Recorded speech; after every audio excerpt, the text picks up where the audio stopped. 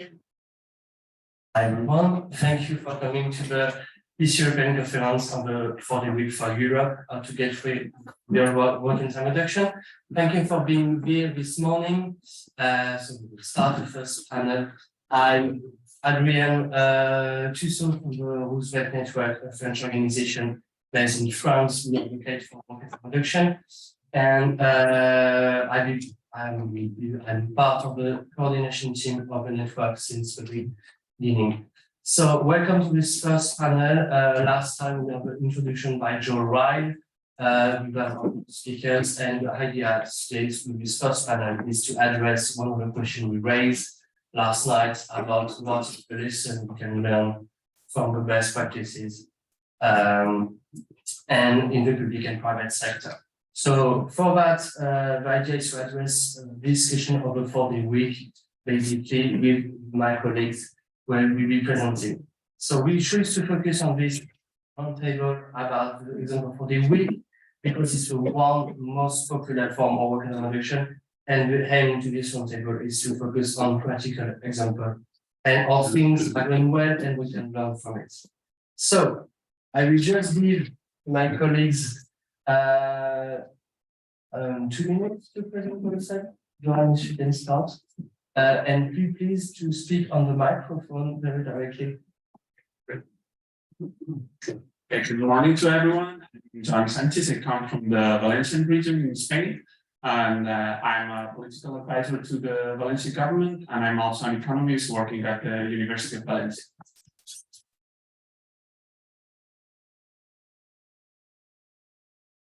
Everyone, thank you for inviting me here. My name is Taimi Aalto-Petin. I'm a lawyer and a specialist in labor law, employed at the BSRB, which is the Federation of State and Municipal Employees in Iceland. It's a public, or like a trade union federation of public servants. We have 19 unions and about 25,000 members. Hi everyone, I'm Gary Conroy from Five Stores Limited in the UK. So we're from the private sector. We are a skincare manufacturer. We started the pilot on the 4-day working week at the beginning of June this year. Hello, I'm José Soeiro from Portugal. I'm a sociologist of labor, and I'm a member of Parliament in Portugal, of the left bloc, and Thank you. So the idea was to this panel to cover 4 countries and diversity of experience. Okay, so thank you for the presentation. So the roundtable will begin with a question and discussion between the speakers. After that, we will have at the end some Q&A. So for the people who are online, we have a Q&A module to ask your questions. For the room, I invite you to raise your hand, and we try to finish at 10 minutes, 10 hours and 10 minutes to begin to the second panel at time. So, thank you for being here. First question to start the discussions.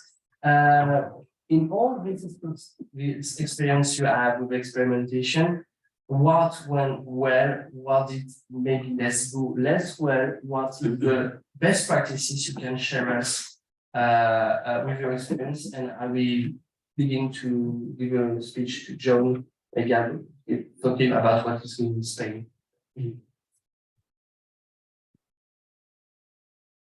Yeah, as I mentioned before, we come from the Valencia government, so we took office in 2016, and we started to work on the employment department, on the economic department, and well, we wanted to try to do things differently. We felt that in the field of employment policies, things were a little bit like lacking of real alternatives, progressive alternatives that in some sort of way help us to deal with many of the challenges that we have in our country, for instance, decline in productivity, social issues like mental health problems, environmental problems. So we just doing a little bit of research in around 2018, we came across the idea of the 4-day week, of reclaiming this old debate about working time reduction. And we found it quite attractive because for us, it gave us an answer to many of the challenges and of the questions that we had as a government. So it was useful for us in this sense to think how we can develop a public policy around this, because we were seeing some trials in some companies. We have some big companies that are trying it as in the same manner that they are doing it in the UK or in other countries. And well, there was a growing debate around it, proposal of the 4-day week specifically. And we just tried to work on a policy that we could develop from the government to help companies, the companies that voluntarily wanted to make the transition, to help them to do it, because we thought it had greater social benefits, possibilities to improve productivity, and also to deal with issues related to mobility, lifestyle, regarding climate change. So we did that, and from then on, we developed a public policy program that gives small subsidies to firms that implement 4-day week. So we give a fixed amount tied to the number of workers. Maybe later I can show like a slide that I have very briefly to explain the program. But the basic idea is that we give a small subsidy to help these companies in the short term. It's a 3-year program. And we want them to try, just to try and to see if the results are good. So that's the thing that we have done for now. We have this subsidy scheme, and later on in Spain at the state level, we have also another program that it's in process now. It's not yet out in the public, but the government has supported it. And we will have another program that it will be quite similar to ours, but with a little slight differences, because it will be more focused on promoting working time reduction as a measure of organizational innovation among firms. So we'll follow like a kind of innovation subsidy scheme, but the goal, I mean, will be the same, like to help firms to cover, like in the short term, some of the costs that may arise from this transition. So, well, that's the policy that we've been developing. Yeah, well, I don't know if maybe I can show like the slide very briefly. Yeah, just like the main slide.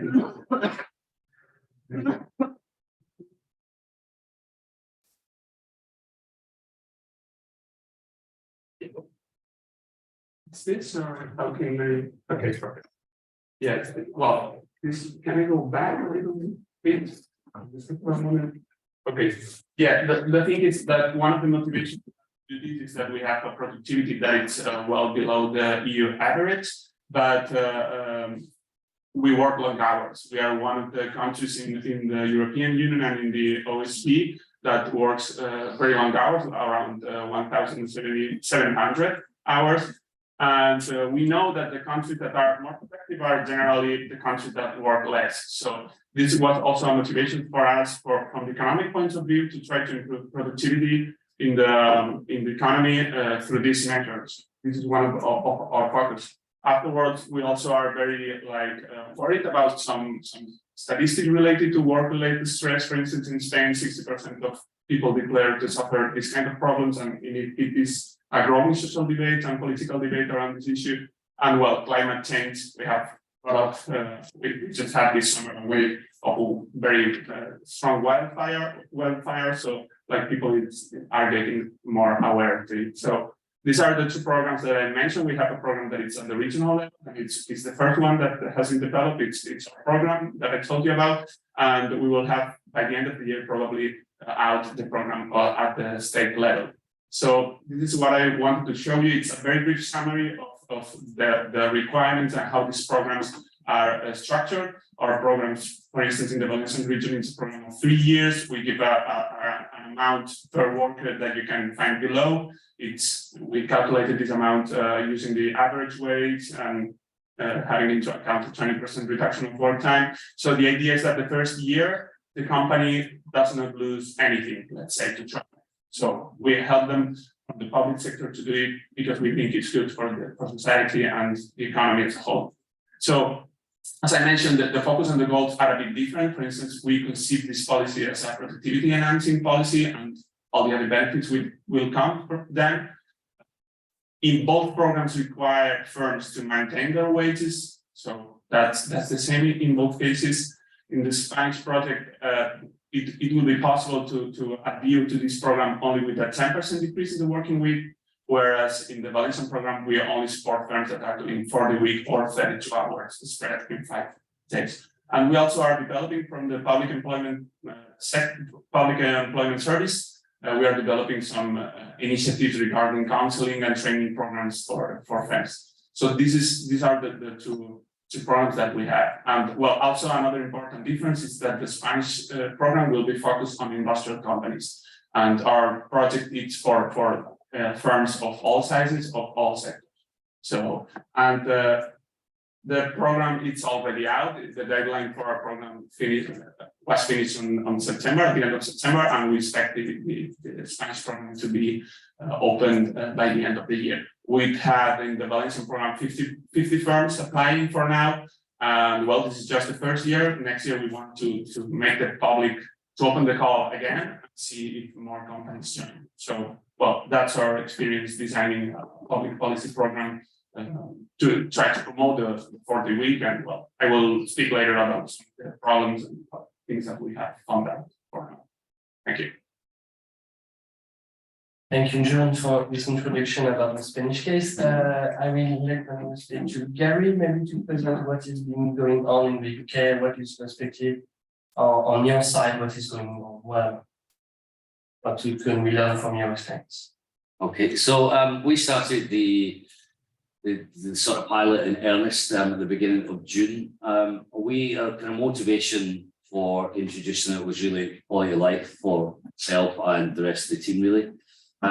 We had sort of dabbled with the idea about maybe starting about 2 or 3 years ago with sort of no concept of how to go about it properly. So what we did back then was we started to introduce what we called company bank holidays. So throughout the year, and each year we'd add additional holidays into people's sort of holiday package, if you like.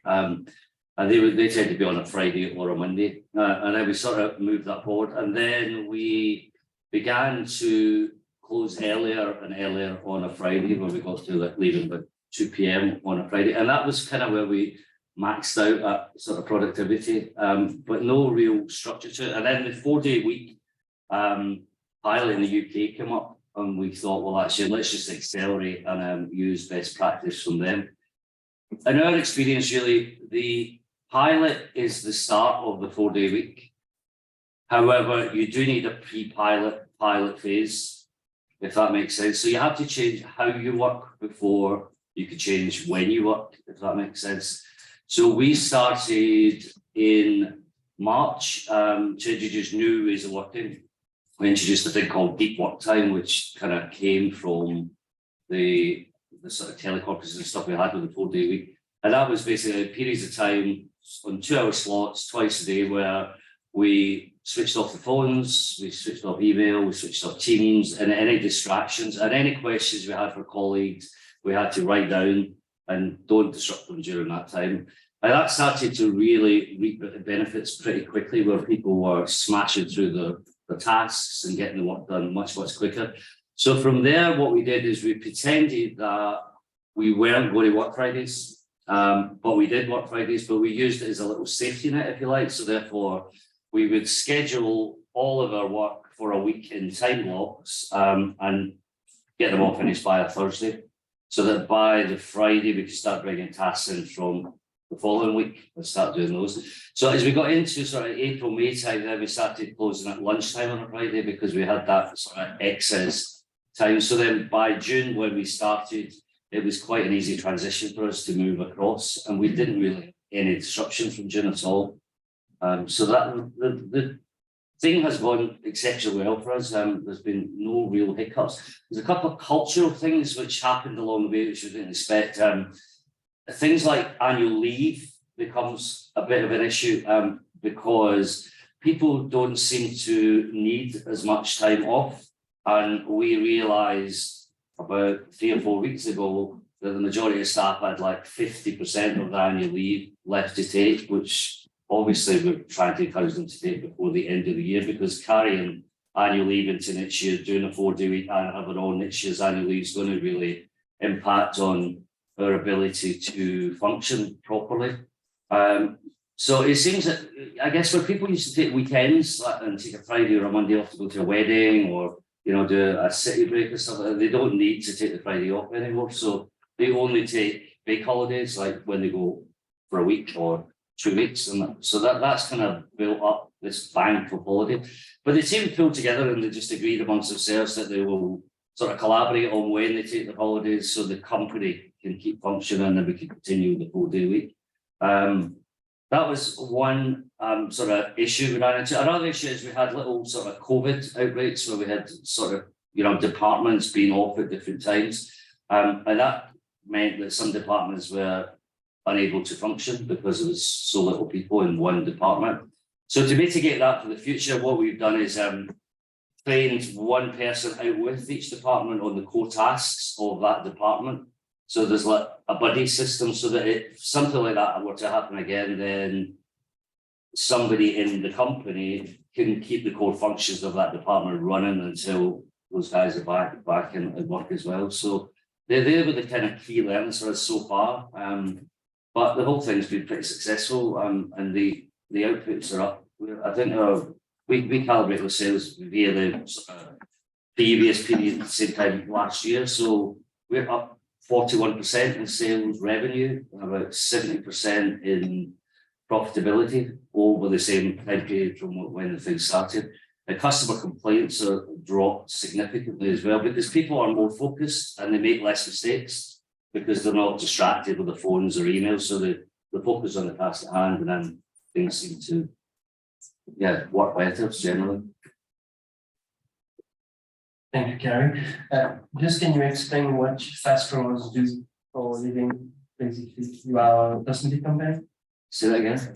You are a cosmetic company in fast growers. Yeah, so we do research and development for dermatological products, and we take them from R&D to manufacture, and then we support with the sort of brand and market for both of those products when they get to market. Okay. And you go to then talk us about the Icelandic point of view. What, in your experience, because you are not going to 40 years, but you have already experimented for over years, and what do you learn from this experimentation?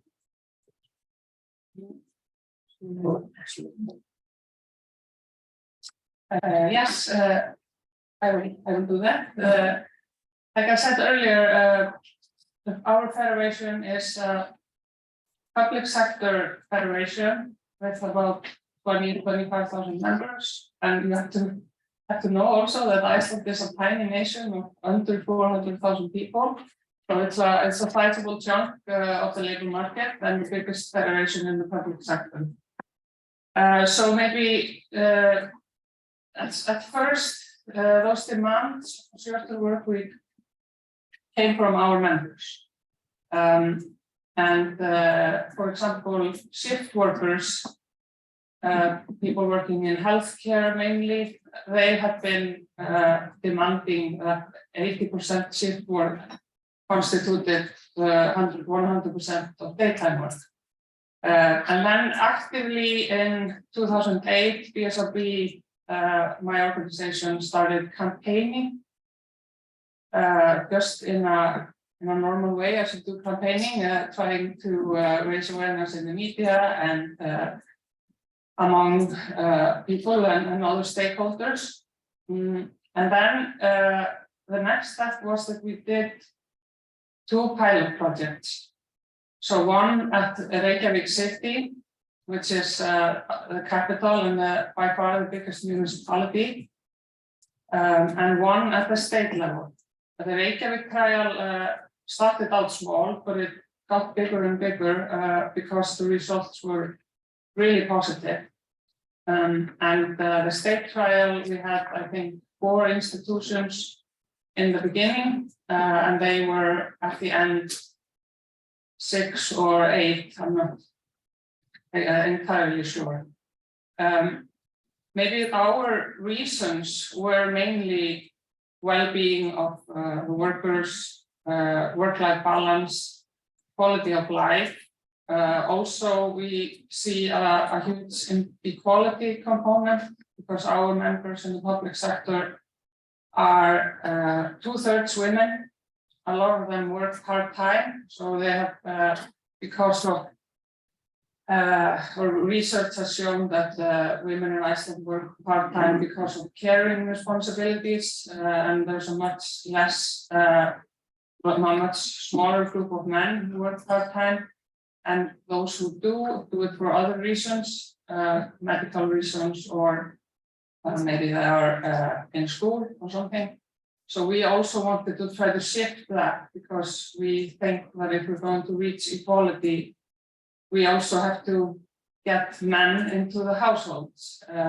Yeah, so briefly about the trials, the results were positive. Maybe if I can say what could have been done better, and it sort of came out afterwards, mainly with the state, is that they really wanted to know if productivity had stayed up or went down. But the thing was that they didn't really have a baseline.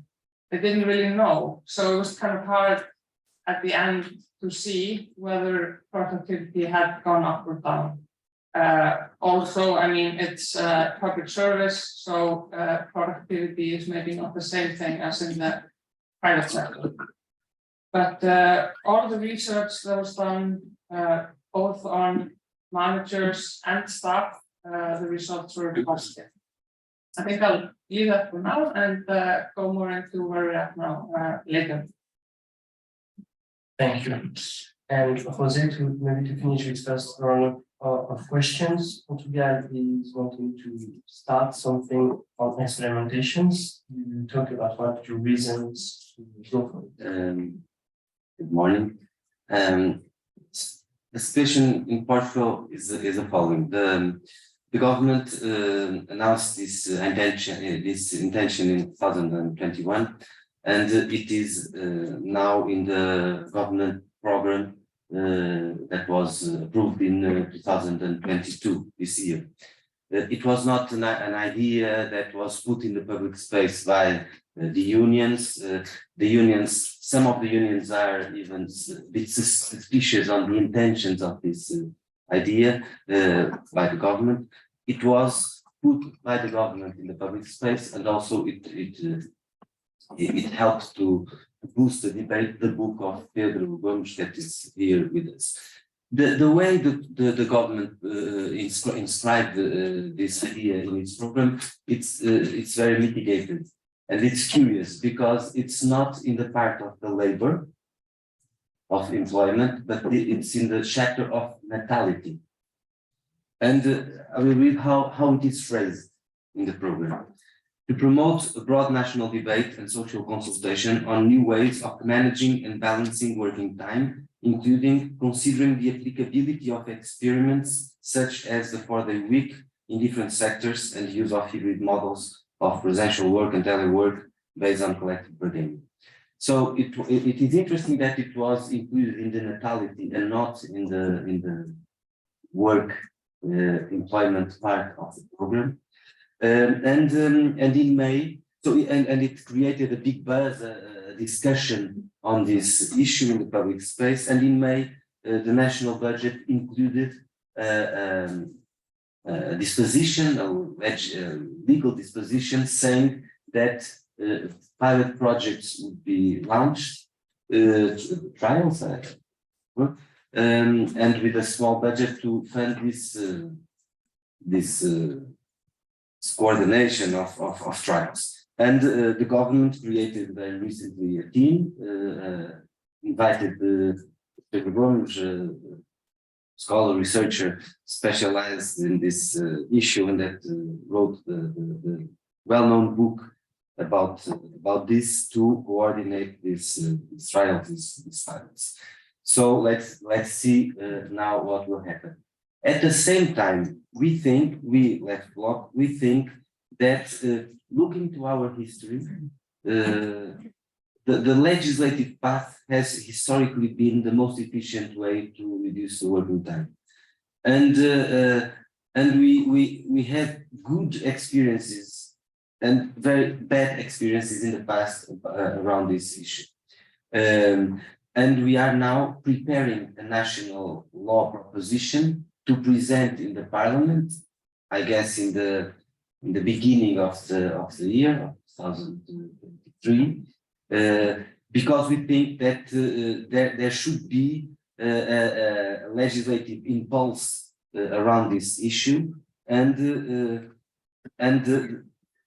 the primacy of state legislation to frame the debate and the practices, the experiments on the 4-day week. Why? At first, because we think even if there are companies that want to try to experiment, we should not be dependent on the goodwill of the market or on ad hoc agreements in specific companies, although it's important and it's interesting and we can learn from them. Secondly, because we know by our historical experience that we cannot be dependent on collective bargaining and on what is called the social consultation, or the committee, the standing committee for social dialogue that is in Portugal has a very central role in our system of collective labor relations. Because in the last try to reduce the working time, it was in the 90s. In 1990, there was an agreement on the standing committee for social dialogue with the confederations, the workers' confederations, the representatives of the companies, the bosses, and the government, to reduce the time from 44 hours to 40 hours a week in 1990. And this agreement that was signed by the social partners said that in 4 years, there was a commitment to go from the 44 hours a week to the 40 hours a week. How? Reducing each year 1 hour in the collective bargaining in the working time. In 1995, so 5 years after, most of the companies and most of the workers were not working 40 hours. That's why in 1996, there was a need to make a national legislation to impose the 40 hours. So our experience is that first, the collective bargaining is weak in Portugal, and it's very unbalanced in terms of the workers' power to get good negotiations through that. And we know that it's in every every time that we wanted to reduce time, we needed to have a national legislation to make it effective. Also, and I won't take much more time, but we had an experience of a legislation for 4-day week in 1999. So between 1999 and 2014, there was a law saying that it was a possibility to have a 4-day week in the public sector, in the public administration. But this 4-day week was with was associated with a cut of 20% of the salary. So it was no one wanted because salaries are not so high. There are not public data on that because it was not mandatory to communicate to the public institute that had this data. So there is not data, but there is the perception that it didn't work because it was associated with a cut in the salary. Also, in the private sector, there is what we call the I'm just the expression in English would be the I don't know, concentrated schedule. how would you say? Compressed work week. But this means that the 40 hours would be the same time, and these 8 hours remaining would be distributed in the other days.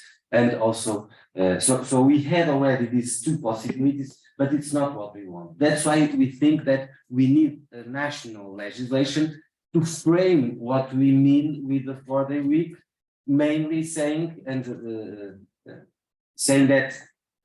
the 4-day week should not be associated with the cut in the salary and should be associated with a reduction of the week working time. Finally, and to end, the advantage of having a legislation that would define the scope, the objectives, also the transitory periods, the role of collective bargaining, what would be the compensations. It's not to make it homogeneous. Of course, each sector has its peculiarities. Of course, we need to have a law that allows the negotiation of certain aspects, of course. But I think also we think that we need to frame this debate also in connection with other debates on working time. Why? Because during the external intervention in 2012, the working time was it grew. So how? Via the cut of 3 days of holidays that were cut in 2012, via the cut of the compensatory rest, which means that every time that the workers did overtime, they had a compensatory rest, and also via the value of extra work. And we think that a national legislation could, maybe it's our position, could include the 4-day week in this broader debate that has also started with the law on telework and with the discussion on the duty of disconnection as a part of the reduction of the real time that workers. Sorry, that was. Thank you. Before to get into that question, I want to how we can move to experimentation to general application. I wanted to come back on what you all saying, because my question also about that. How did you mobilize and help workers inside companies to move? Because you talk about work-life balance, you have experience also in Iceland, how we can help workers we have very we have some restraints, some obligations to public services. So how you help workers into making work accommodation without keeping good quality of work, because Gary talked about some issues. So can you tell us all of you more about that, and how also can we support companies, because I think in the answer about thinking about the idea, okay, how we can help also businesses and companies to move forward to that. So can you, when you whatever people want to start addressing this question first, we also start. Maybe I just realized that I didn't mention one or two important things about our pilots. At first, it was how much the hours were cut, and it was from 40 hours to between 35 and 38 in the pilots, with most doing 36. Also the criteria was that it should be without a pay cut. So that's important. But how do we mobilize workers, and how do we keep the quality of work? Through the experimentations, and also since now we have it in our collective agreements, we have found that the involvement of workers is critical to this succeeding. We'll get a chance to get into that a little bit later, but now we have since 2020 had collective agreements on between 32 and 36 hours work weeks, depending on whether you work shift work or daytime work.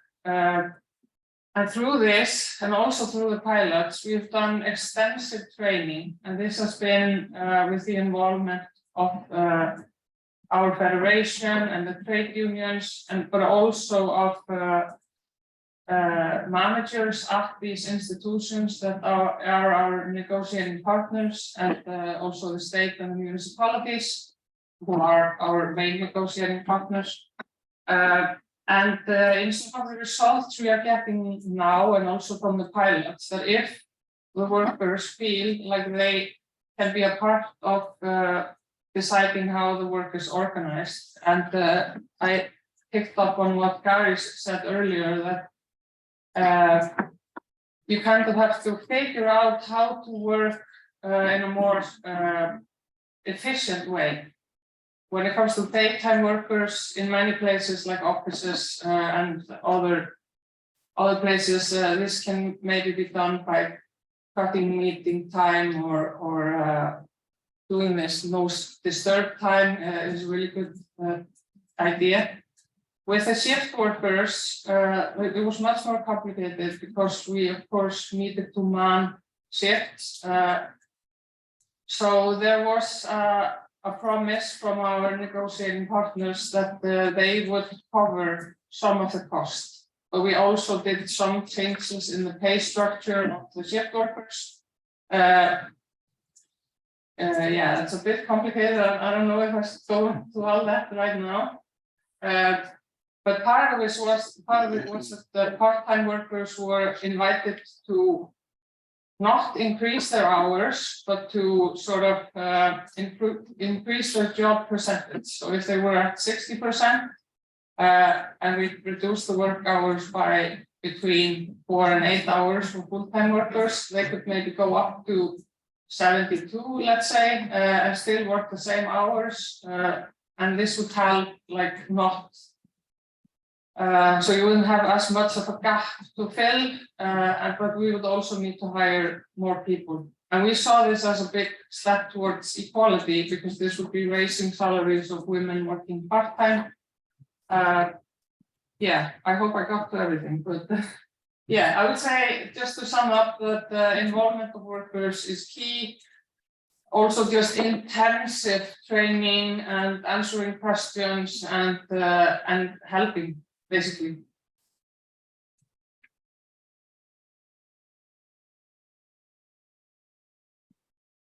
Want to add? Yeah, Yeah, go ahead. what's on my mind? Yeah, I think for us, we had to be very, very tactical and almost micromanage at the very beginning of the whole process. So what we did was we got everybody to write down a diary of what they did every day, every minute, pretty much of every day, and then reflect on that at the end of the week to try and group similar tasks together into time blocks. So therefore they weren't sort of trying to multitask, switch from one task to another, which we saw has been really quite inefficient in a way, and it reduced productivity. So by doing that, they could quickly say, okay, well, I do this task 5 times a day. I can now do that task in one time a day, but in a shorter period of time. It was one way where we sort of had time savings from that. And then gradually over time, those time blocks became like a weekly routine. We realized as well that when people work together in teams, they were obviously a lot more productive. So therefore, from that perspective, each department takes lunch at exactly the same time, and they stick to that quite rigidly. So I guess we have to give up some flexibility in order to achieve what we're trying to achieve, i.e. have a Friday off every single week. But we really relied on Microsoft Outlook and, literally put a task in and then moved all those tasks together. And then now we've got like a sort of regular routine. Things like meetings, we cut back to 30 minutes. And we had to have an agenda. There was no work allowed to be done in a meeting. So, and we managed to get rid of a whole load of meetings that weren't really meetings. It was just people coming to do the work together. as opposed to sending information that people could then read and then make decisions on. And that cut out loads of time. So there's lots of stuff we're learning as we go, and we're saving time all the time, but it's really tactical and not really strategic at all. You have to just do, what am I doing now? Is there a faster way of doing this? Can I rely on technology to do it, or tools or equipment, or, you know, even sort of workspace design, things like that, that just make the task, you know, why do we get clutter and why don't we put things in places so they're easy to access? Why don't we buy more of those things? Because if somebody's waiting for a tool, then that's a waste of time. It's a lot cheaper just to buy another tool. Yeah, it's really, really quite tactical. I think that's the key point.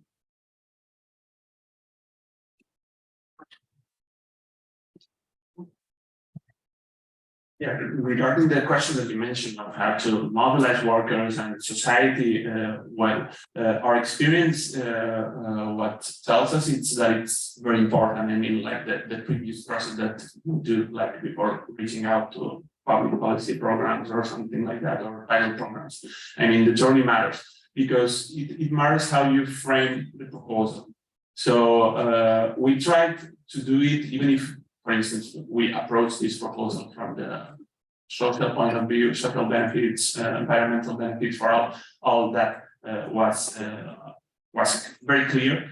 Of course, the business case was the most difficult part. So we tried to focus on that, and that's why the program that was focused on improvement of the improvement on productivity, because this was like the key question that we would allow firms to maintain wages, and that would also spark a debate about other issues related to work and to work ethic. That it's another part that we have been dealing with, because when we launched the proposal to the public sphere, even as was mentioned before, even some unions were against it.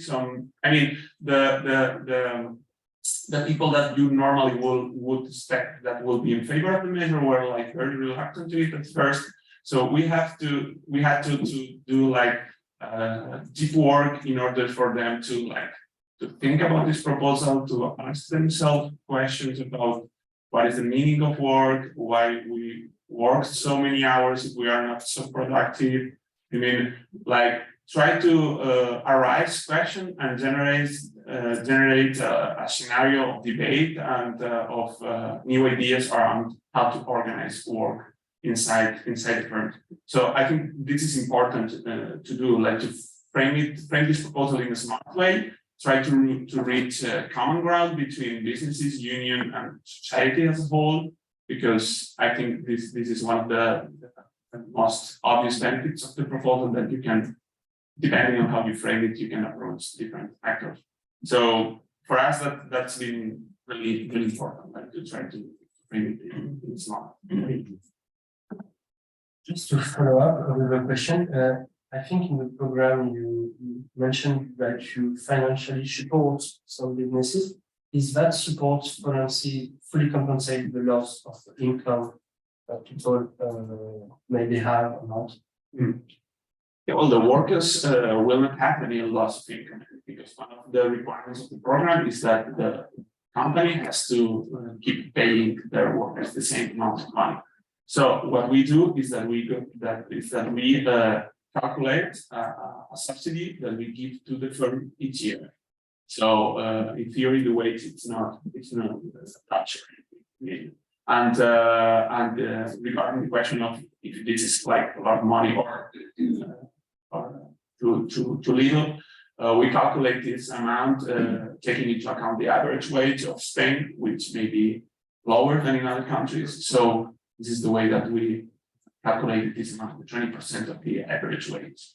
But of course, I mean, this is even a bit too much, because if you look at the pilot programs and experiments that are going around, you see that there is at least a little increase in productivity. So this 20%, it may mean that the company is even gaining a bit. So, well, that's an extra incentive to work with this measure. And before we go to the questions, maybe last questions. Now that you are all experimenting or trying to experiment in Portugal, how you see things now to move to a general application. You are starting to experiment in the future, how you see the discussion, do you need to do, what is the goal to achieve market reduction through collective agreements in your country, or to pass it by maybe a law? What is the difficulties, what is the advantage of every situation? What is your view today on the situation? And what you achieve with a try at the end of the trial. And maybe Gary, from your perspective as a company on this. I guess by the end of the trial, we want to have a 4-day week implemented on a more permanent basis. We've still got employment law issues around it, and we don't really know how to navigate because there hasn't been that much support around that in the long term. So we run currently an opt-in program. It's quite interesting, sort of to go back to the previous question around the engagement. We found that older members of the team were very skeptical. You know, I've been working for 40 years. There's no way I can get all this done in 4 days when it's taken me 5 days for 40 years. So why would that? Whereas the younger people were much more embracing it. But there was a certain cohort of people as well, they thought it was a trick. And we're like, no, I'll just stick to my 5 days. Thanks very much. And so eventually they sort of all embrace it. Interestingly, the sort of older people were like, oh, this is amazing. I can get all this work done in 4 days. Whereas the younger people, the discipline slips and they become much more reactive and they're much more reliant on, you know, online apps. And so trying to encourage them to stay off that, because otherwise we might need to go back on Friday. It's quite difficult. So long term, I'd like to implement it sort of permanently, but there's still quite a lot of issues around changing employment contracts from 5 days to 4 days to keep people on the same salaries and benefits and, you know, everything else around that. So I don't really know where to go. So we've agreed internally that we'll keep it on permanently. It will remain as an opt-in program, whereby the Friday is a gift from the company for achieving our goals, and that will remain in place until we get some advice and support, because I'm not a lawyer and I don't really understand how that's going to work. So, you know, it's an internal agreement everybody's bought into. So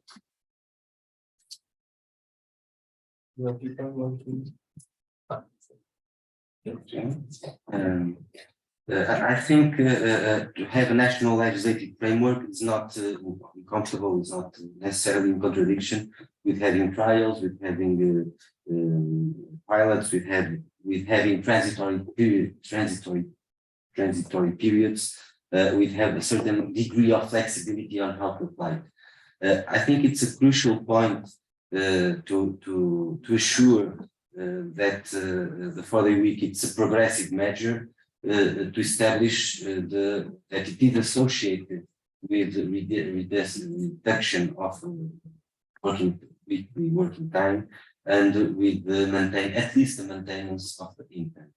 It was also very important that when the pilots in Portugal were announced, that this was said, that the pilots would not be based on cutting the part of the salary or keeping the same working time. I think this is crucial to have trust and confidence from the workers, and I want just to point, because you were asking about workers' participation and role. Unions in Portugal have been very active in campaigning or claiming the 35 hours per week. In private sector, normal period is 40 hours per week. But I think the idea of the 4-day week, it's not yet a central campaign for the unions, but I think it's attractive for workers or for same workers, because it can frame the same claim in a societal as a societal transformation. And I think to get the unions in this debate and in this agenda, we should find a way to put together these two claims, because the 35 hours, it's very common, but it has no attention at all from the public debate, unfortunately, in the media, unfortunately, but it doesn't have And this idea, if both are associated, the idea of having an extra day for you, an extra day of self availability, it's strong, and it can help the claims that are already in the field by the unions. So I think it's possible to make it a productive alliance between these two channels.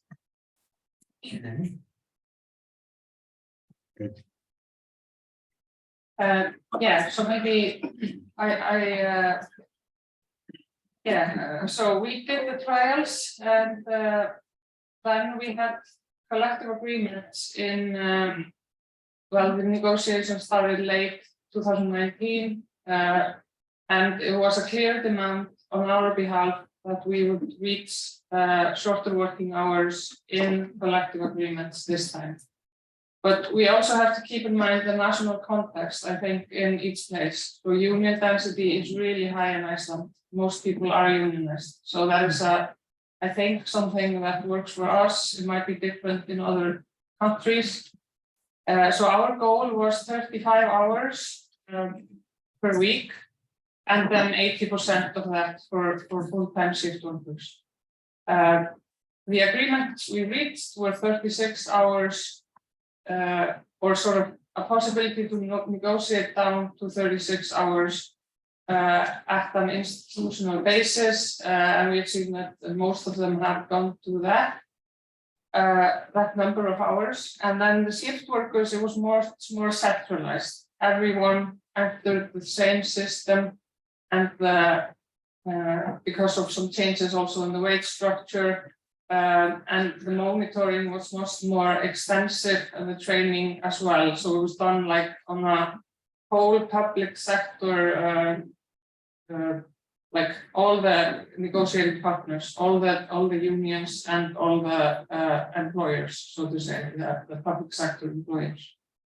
And maybe some people would say that it's weird to start with the public sector, but again, I think the national context matters a lot. So we have history of Iceland with the public sector leading with good examples, for example, with maternity leave and things like that. Also, public sector employees are not necessarily better paid in Iceland. So some of our lowest wage workers work at the municipal level in Iceland. So I think that's also something to keep in mind, because I know the situation is different in different countries in Europe. So I think for us, collective agreements were the right solution at this time. We did do it in a sort of an annex. So we have negotiations coming up next spring, and we haven't really finished our demand list, but we will not want to go back. Definitely not. We have not decided if we want to go further in this round. We'll have to see. But it is clear from all of our members that they do not want to go back. Once you have a taste of shorter work hours, you don't want to go back.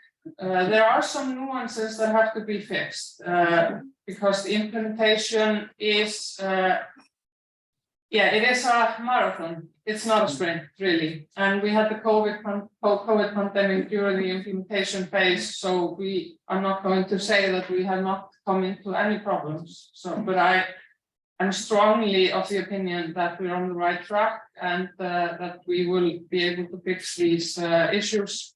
And Gary was talking about how older workers may be a little bit more skeptical. And I remember one story from the trials in Iceland. There was one police department who were previously working 12-hour shifts in a 40-hour work week, and many of the policemen had been working there, say 30, 40 years, and they were highly against it. But then when they moved to 8-hour shift, 36 hours, it was so nice to see them actually talk about, oh, I could join the choir, and I have so much more time with my wife right now and my grandkids. And so they really saw the benefits. So I think it's a good idea, and everyone should at least think about it.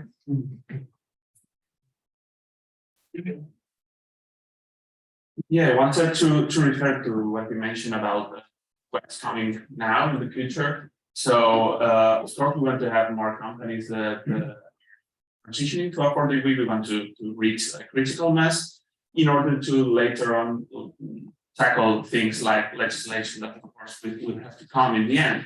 But first, we think it's important to have like a minimum amount of firms, examples to follow in this term, and also to see more unions adopting it, which is a thing that we are already seeing in Spain. For instance, one of the two biggest unions, the General Worker Unions, the UGT, has adopted the measure in their manifesto as a priority, and we think more will come.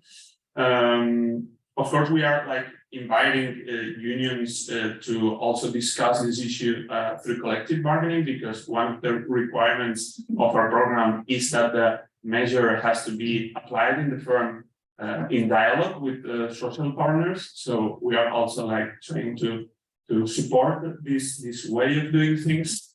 And well, I also wanted to tell you a bit about the progress experiment that we will have next year, because the city of Valencia, the mayor of the city of Valencia, has announced that the whole city of Valencia will work only 4 days a week for a month. It's done through moving some bank holidays that were free around the year. So they have put it in the same month. And we are going to study what happens to a city, up to almost 1 million inhabitant city, when they work only 4 days a week during the month. So this will be an interesting experiment, I guess, because we will see how mobility changes, how lifestyle of people changes, if people are feeling like happier or things like that. So we are going to have an interesting experience, hopefully next year on this field. Thank you. We are going to start on the Q&A because we have less 15 minutes. We are scheduled. So I will ask, we have already some questions from the online people. I will ask from the room I will take by round of 3 questions. 3 questions from the room, 3 questions from the online people. I will ask to be very brief, and also to the speakers, and maybe to share the answers between one question and one else. Starting with online question, the first question is about, you mentioned that you're implementing maybe 4-day week work as a way to reduce environmental impact. Can you just tell a bit more about that? And do you think you have conducted enough trials or enough proof? Do you have enough proof to say that maybe you can say that in the future 4-day week can be viewed as brings productivity improvements, and that can be supported digital changes. So do we have enough proof today that it will be the new norm maybe in the future or not? So maybe we start with these 2 questions, and after that for the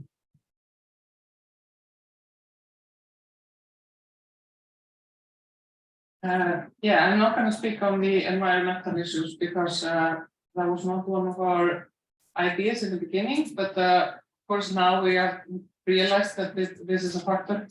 But about this being a new norm or not, there's no reason the workday should be 8 hours, 5 days a week. It's a 100-year-old idea. We have completely different situations then. And the technological advantages, how much more complicated a lot of work has been getting. So I think, we should all aim at a 4-day work week. Yeah, well, I wanted to intervene on the environmental question. I think there are too many effects of these. Two main ways which can be improved through this proposal of the 4-day week. First, you can have, of course, a reduction in mobility if you reduce the working time in the number of days. So if you have 4 days, you have one day less of people traveling to work, which not only allows for lower emissions, but also, for instance, less accidents en route to work, which is one of the main causes of accidents at the workplace, actually. So that's also important. But I think that the more transformative impact could be on the lifestyle change that workers could adapt. I mean, if you don't have time to do anything, I mean, you normally have a lifestyle that it's like very energy intensive, very consuming. I mean, for instance, we talked about it, I think yesterday, that you don't have time, you have to prepare, for instance, a meal that comes with a plastic, that it's more costly to produce, and all that. So poverty of time also translates into a carbon footprint that is higher than other lifestyles. And of course, for instance, if you don't have time, you cannot, for instance, take the train to travel, for instance. In the case of Europe, you have to take a flight because you don't have time. So poverty of time, as I mentioned, I think it's an interesting question regarding the environmental aspect. So, and also we have to take into account that this new availability of free time could also promote the growth of some new sectors or some existing sectors of the economy. For instance, the cultural sector, we think it's a sector that could benefit a lot from people having more free time. And in the end, it's just living slower lives and having time for what really matters, time to cook, time to travel. So we think it could contribute to this, of course, not in an immediate way, but it could change this lifestyle. So. Thank you. Question from the room. Yes. Yes, very short question. I would be interested whether it worked to get men into the households as it was a goal in Iceland. Maybe we can take further questions. Jessica? Yeah, I wanted to ask about the risk of work intensification. It sounds like working time reduction is compensated by an increase in productivity, but this point is also to decrease work-related stress, to see if there was a bit of a dilemma here. Yes, I wanted to ask in a similar direction. Did you hire people? Because everybody says there is an increase of productivity. And yes, to avoid intensification.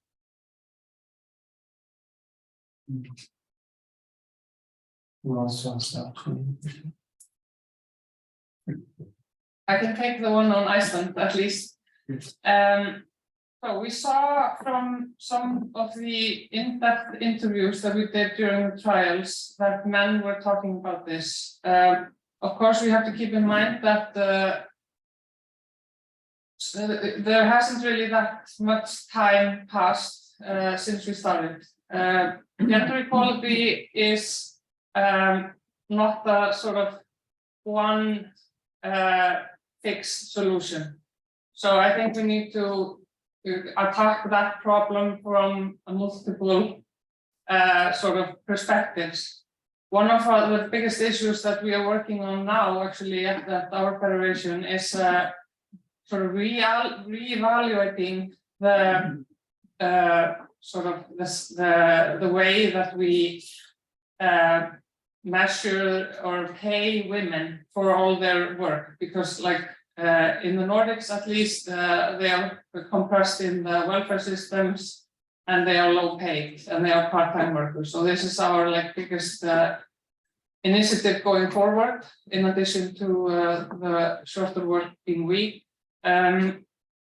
So we do have faith in this, but we haven't really maybe any hard evidence except for the what we found in the trials. But we are studying the outcomes of the implementation periods, and we will have better results in a few weeks / months.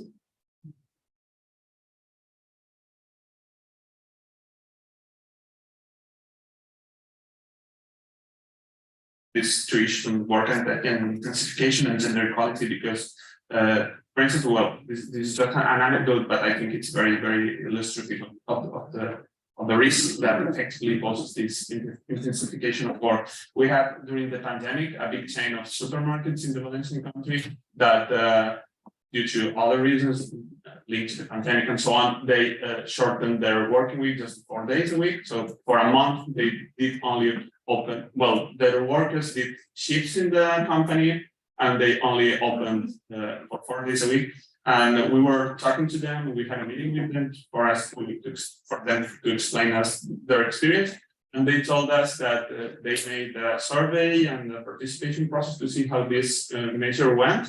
And for instance, the feedback from older workers was comparatively worse than for younger workers. So for old people working in these supermarkets, it was tougher just to be like 4 days because they had to do the same work that they did in 5 to do it in 4. So there was also like a age gap in the perception of this measure. So younger workers were evaluating it like a lot more positively than older workers. So this is one of the things.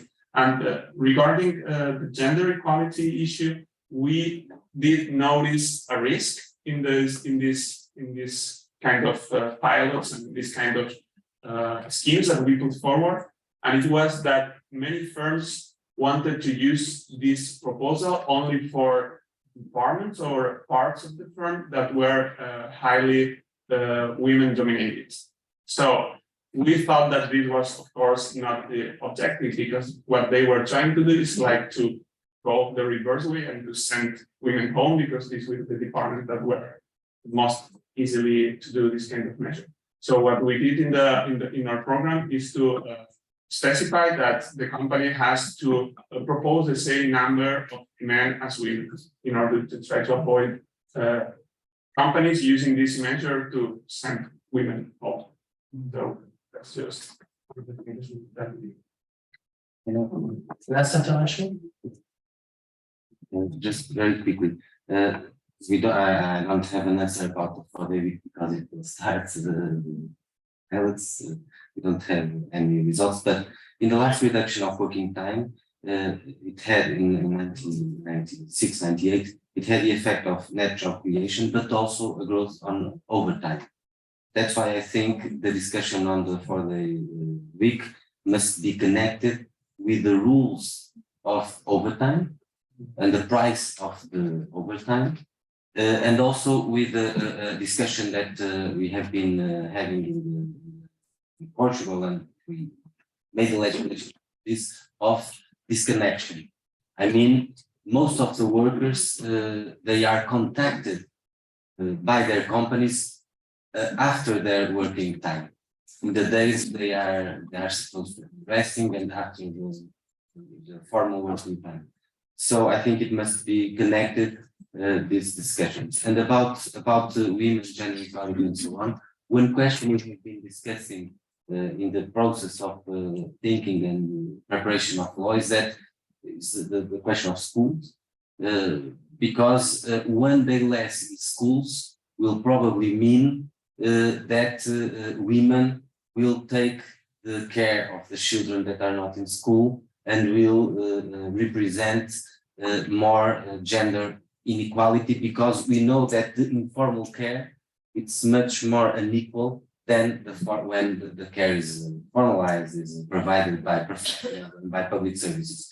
So if we have 1 day less in a public service, it has a problem in the imbalance of informal care, and we must address this issue when discussing the.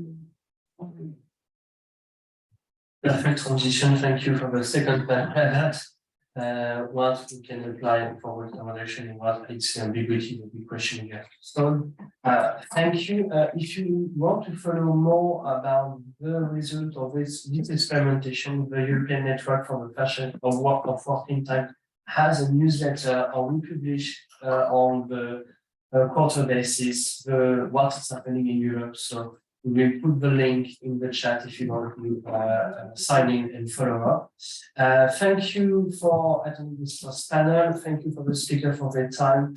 It was a very great discussion. And we just have a few 5-minute transitions to beginning, but welcome the second panel and moderator. So stay tuned and we'll be back in 2 or 3 minutes, or 5 minutes. Thank you.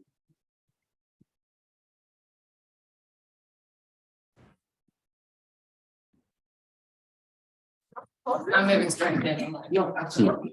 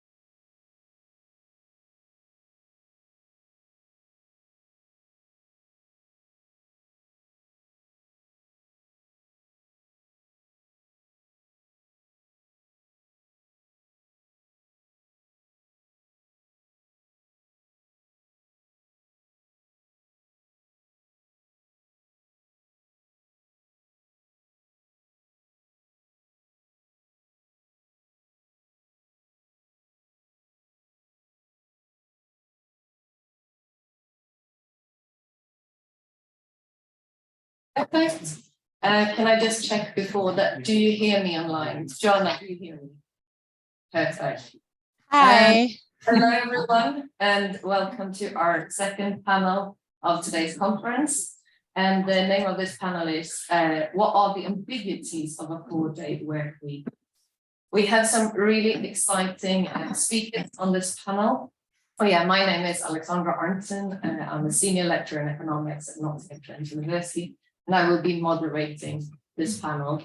So we are going to have 3 speakers. They all get 10 minutes each to present themselves, what their background is and their experience. So we have Jaris, who is the permanent secretary in the Central National de Employee. I'm sorry for my pronunciation. We have Pedro, who's an academic economist at the University of Birkbeck. And we have Johanna, which is a director at the Hugo Sinsheimer Institute for Labour Law in the Hansbeck District. And we have Jaris and Pedro here in person. Johanna is online. So we're simply going to start, I think, in the order that we're sitting. Does that work? So Pedro, I start with you. Does that feel okay? Yeah. Perfect. I'm going to just take up your slides and share them. Well, welcome, everyone. I'm going to talk about what are the different routes for working time reduction. So we talked about firms implementing the 4-day week. We talked about legislation. So I want to think about what are the different routes, what are the actors involved in different routes, what are the arguments involved in different routes, and what are concrete measures that each route involves. So the first route is what I call a decentralized route. This is recognizing that the decision of working time is primarily between workers and the firms, and this should be the basis of the decision. So these are the actors, firms and workers. And here, the type of arguments that are being made, and we should make, when it's talking about firms, it's about productivity and intermediate costs. So these are the benefits. This is why firms are doing it, not for sentimentalism, but it makes the business better. And it's thinking about productivity in a more concrete way, and not just productivity, but the intermediate costs. Those are a lot of the benefits from the 4-day week for firms come from the reduction in intermediate costs. Could be accidents at work, could be errors that was mentioned in the previous panel, absenteeism, burnout, recruitment and training, energy expenditure, and the issues of commitment to the company and creativity. On the side of the workers, it's kind of natural, and everyone is talked about well-being, the mental and physical health, the gender aspect, the gains in terms of transports, time and expenses, and then the time use. So this is where the discussion in the public eye is centered in these 2 dimensions. In terms of concrete measures, what can we do, or what's been done when we think about from the firm side on the 4-day week as a management practice? Clearly, the one that's taking the headlines, and it's very important, is this running of organized pilots that we talked about in UK, in the US now, starting in Portugal, Valencia, etc. And then maybe at a later stage, if we do recognize the benefits it has for firms, then thinking about some tax incentives or some public policy programs, as it was described by Joanne in Valencia. From the worker side, if we want to recognize the benefits, then what we could do is to facilitate through legislation or collective agreements to facilitate the adoption of part-time or the compressed work week, but at the initiative of workers. So usually it's by mutual agreement between workers and firms. And for example, in Netherlands, the decision to go part-time is by the initiative of the worker, and the company has to have a very strong reason not to do. And it's putting this emphasis on the decision on the worker side. That's why Netherlands has 50% part-time rates. So this is a view that this decision should be made by firms and workers. And then this is what we can do. The second route is what I call the national route. Okay, it's more top-down, and here we have to recognize, or if we recognize that there are gains for the economy and for the society that are beyond the firms and workers. They are what economists call general equilibrium effects or externality effects. The economy can improve in other dimensions that are not anticipated or incorporated by the decisions of individual firms or workers. So in this, I think some of the arguments that don't really come out, but the 4-day week, if it's implemented nationally,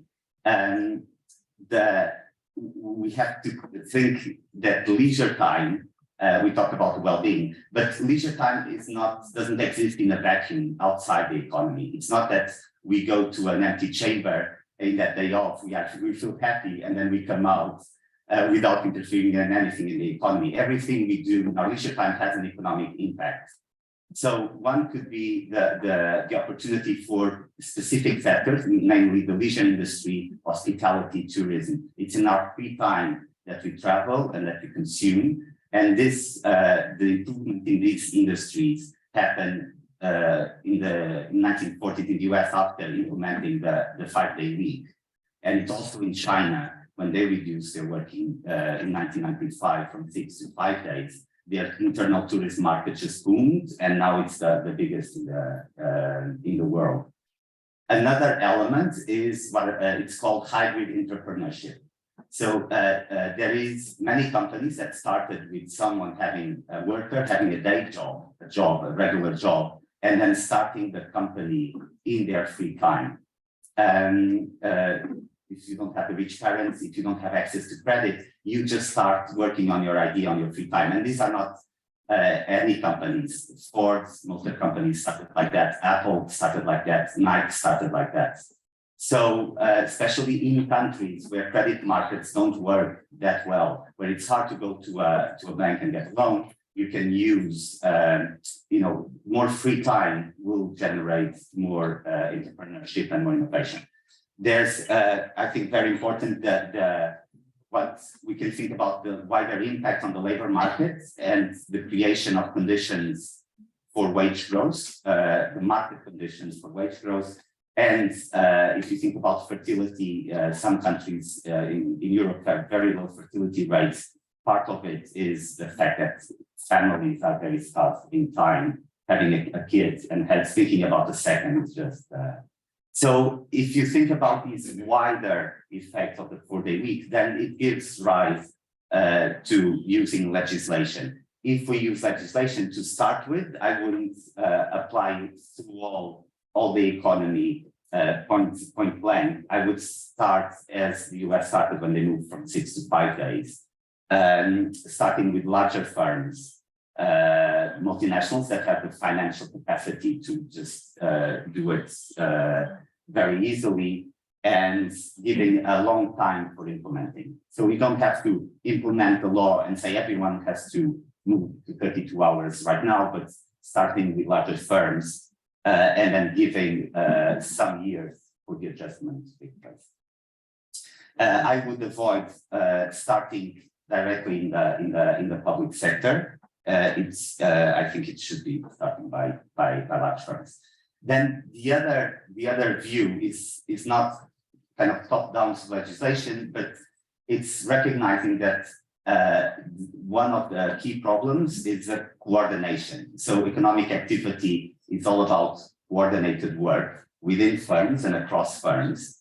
And it's very hard for individual firms to move to 4-day when the whole economy is working under 5. So I think a lot of the difficulties, it's not just moving to a 4-day, it's moving to a 4-day week when all the rest of the economy is in 5. And in this sense, if you think about collective agreements at the sectorial level, that could be a way forward. So, and incidentally, it's probably the sectors where individually it's harder to move, that collective agreements could play a role. Maybe a restaurant, it's very hard to move individually, but if all restaurants agree on a given, it doesn't alter the competition with the economy because it's affecting the whole sector in the same way. And then finally, it's the international route. When you do think about this as a coordination problem, then you easily recognize that it's also harder for one worker to move to a 4-day week. It has to go part-time, having the wage cut. It's hard for one firm to move to a 4-day week when the whole economy is in 5, but it's also harder for a country to move to a 4-day week when all the rest of the international economy is organized in 5. And you can think about the Netherlands, in which already half of the workers are part-time. So they chose to have a 4-day week or less with a pay cut. But it's very hard to coordinate on that Friday because it has so much economic ties with Germany and France. So when you recognize that this is element of international cooperation, what coordination, there is all these big problems that are at a higher level, like the environment, like populism, like the issues of maintaining competitiveness across countries. And when you view the problem this way, you can think that the solution has to come in a coordinated international fashion, either through an activism like associations like this, where we all from different countries try to push the agenda, but then also in terms of progress top down from the European Union. And I'll stop here now. Yeah. Perfect timing. Thank you very much. It's really interesting and it's a very good start. I'm happy we started your presentation. Just wanted to sort of plug a little bit here that we are aiming as the network to sort of work on this international route more and more. And we are going to have a lot of events coming up that are happening more often than just meeting once per year. So thank you very much.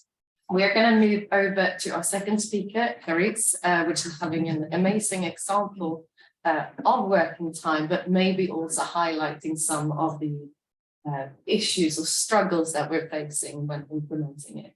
So handing over. Thank you. Hi, everyone. I'm Carice. I work for the Belgian union. We are the union of the employees of the private sector in Belgium, and we have about 160 members. In Belgium, the debate around the 4-day week has been still in recent years, and the horizon of a collective working time reduction is relatively close. But however, the debate comes back in the forefront with a new measure of the governments. So the government announced in February 2022, so a few months earlier, a measure to introduce a 4-day week. But as you will see, this measure, which was presented as a 4-day week, is far from our idea of what the 4-day week is or should be. So what is the 4-day week of the government? It is a mechanism available only to full-time workers, and it allows, upon written request of the worker and with the agreement of his employer, so the employer can refuse it, he just has to justify his refusal, and it allows this person to do his full-time hours in 4 days instead of 5. So it is not a reduction of working time, but rather simply an adaptation of the schedules of the worker. So this implies that the daily working time limit is increased to 9.5 hours per day. So when the government announced this measure, the reactions in the unions, we had different points of view. Some unions pointed positive aspects and other very negative aspects. So the positive aspects were two main aspects.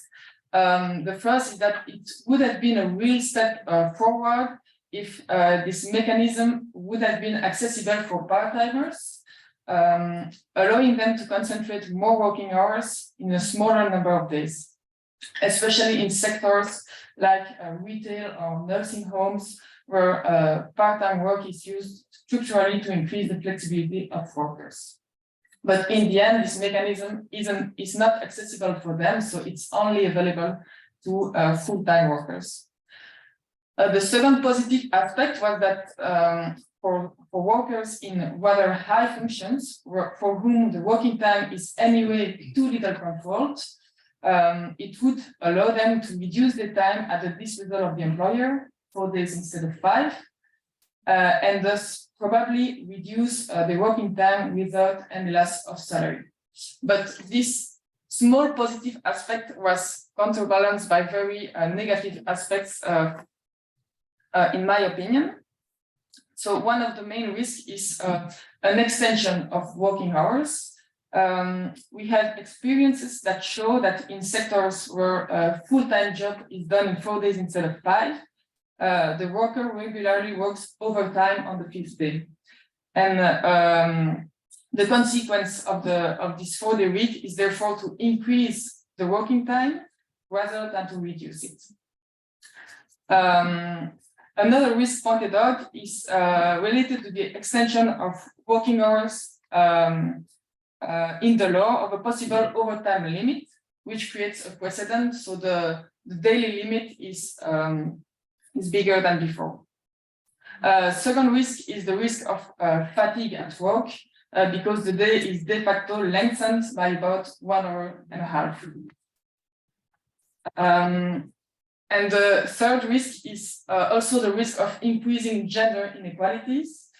Which parent can afford to work 9.5 hours a day for 4 days a week, if not those who can rely on someone else, often a woman, to take care of the housework and the children.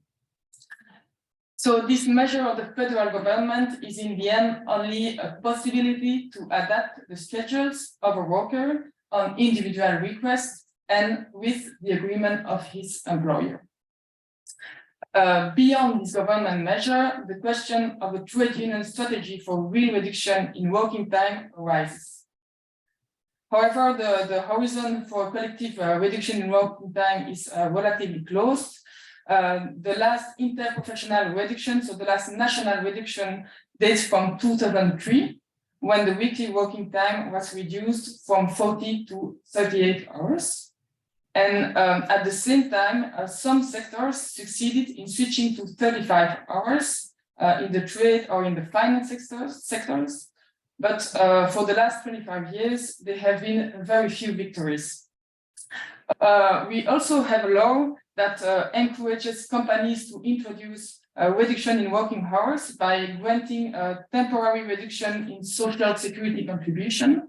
But in reality, it is not often used. It's only about 5,000 workers are concerned. So this law, this mechanism is actually not used. And today we are witnessing pressures to extend working hours, lack of control of working hours, lengthening of the day with teleworking, uncontrolled and unpaid overtime. So it is therefore necessary to go back on the offensive for real reduction of working time. But how can we do this? We face a major obstacle in Belgium because we have a law that blocks salary increases. And so all salary increases are negotiated sectorally every 2 years, but the law defines a ceiling for these salary increases. And in the last 3 negotiations, so for the last 6 years, the ceiling was 1.1%, 1.1% and 0.4%. This means that workers' hourly wages cannot increase more than the ceiling, and the ceiling is far too little to make room for reduction in working time.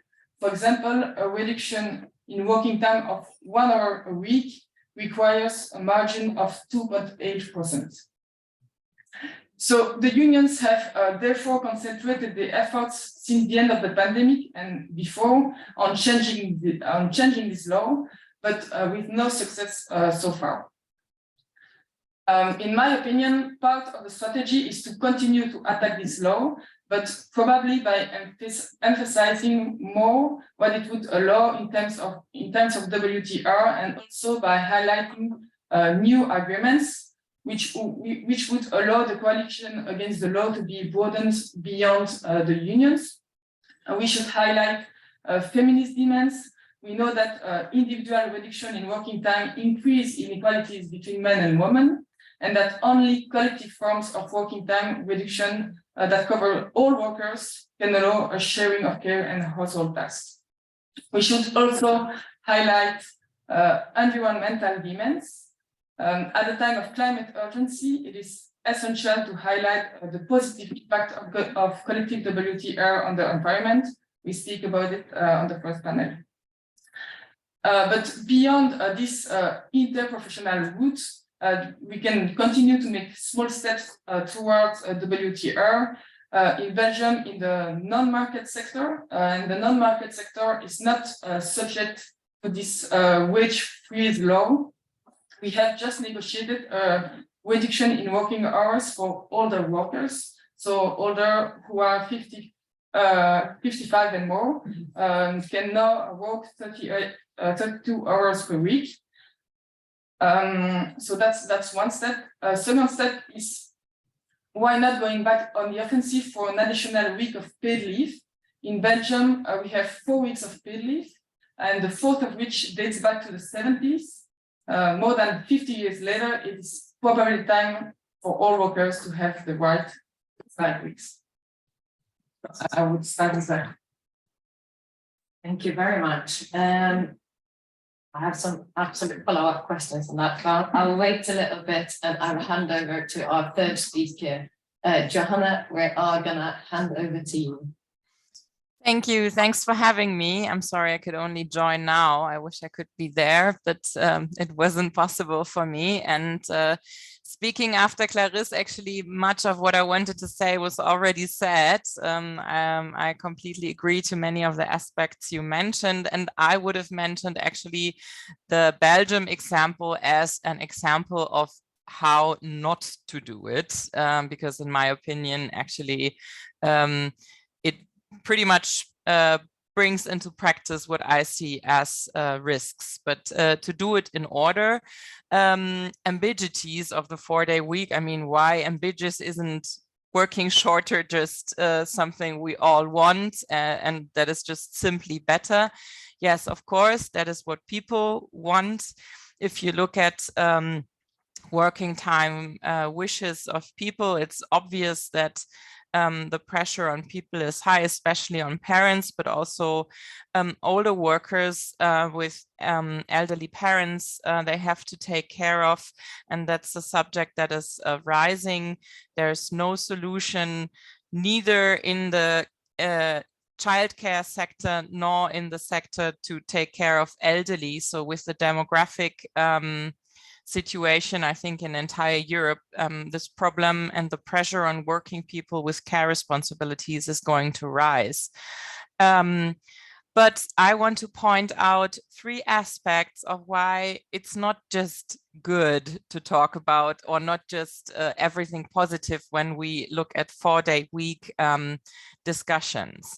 And the 3 aspects are money, like the class divide. The second is the gender bias aspect, and the third is time pressure.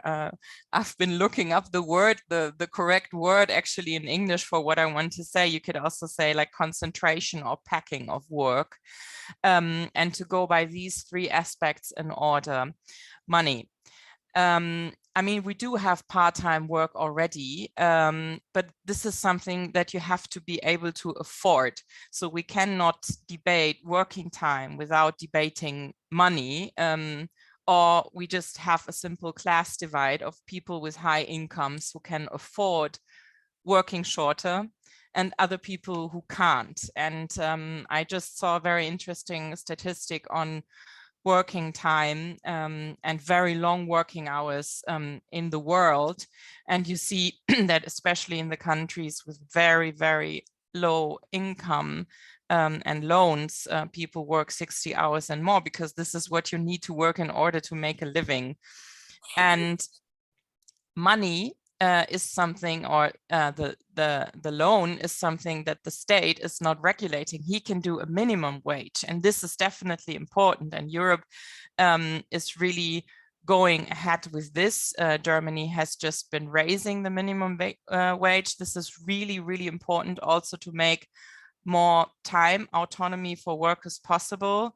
But this is just the bottom line, and the rest is done by trade unions. And I see a problem with the state interfering in trade union rights when it comes to this connection of working time and money. And besides that, I mean, you have Sophie Jennecke of IG Metall, of the metal workers union there.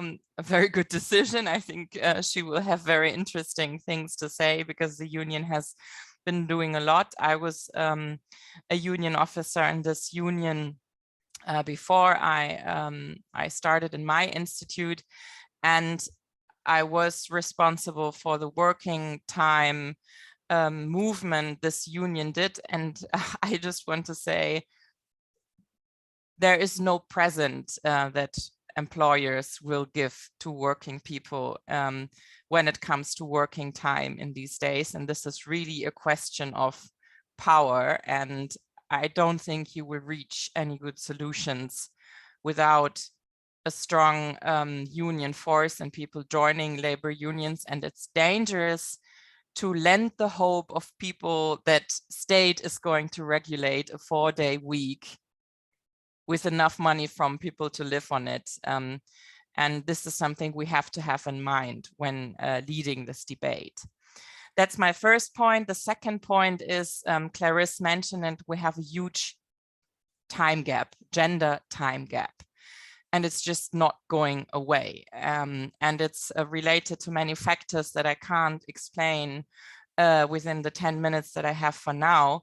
It's about childcare responsibilities, gender roles, missing hours for professional childcare that people can make use of. In Germany, at least, we just have data released. It's getting worse and worse. There's like hundreds of thousands places for daycare for kids missing within the next years. And this leads to many social risks for women. And that's why, on the one hand, I think the debate on a 4-day week is very, very important, because we need to move away from this strict model of people working full time as the normal, that at least in Germany still is the rule. We need to get away from this, and we need to stop people from being discriminated when they work part-time, because the expectation of employers still is that who's working part-time is not like fully taking care of his responsibility at work. And this is a big chance of the 4-day week debate.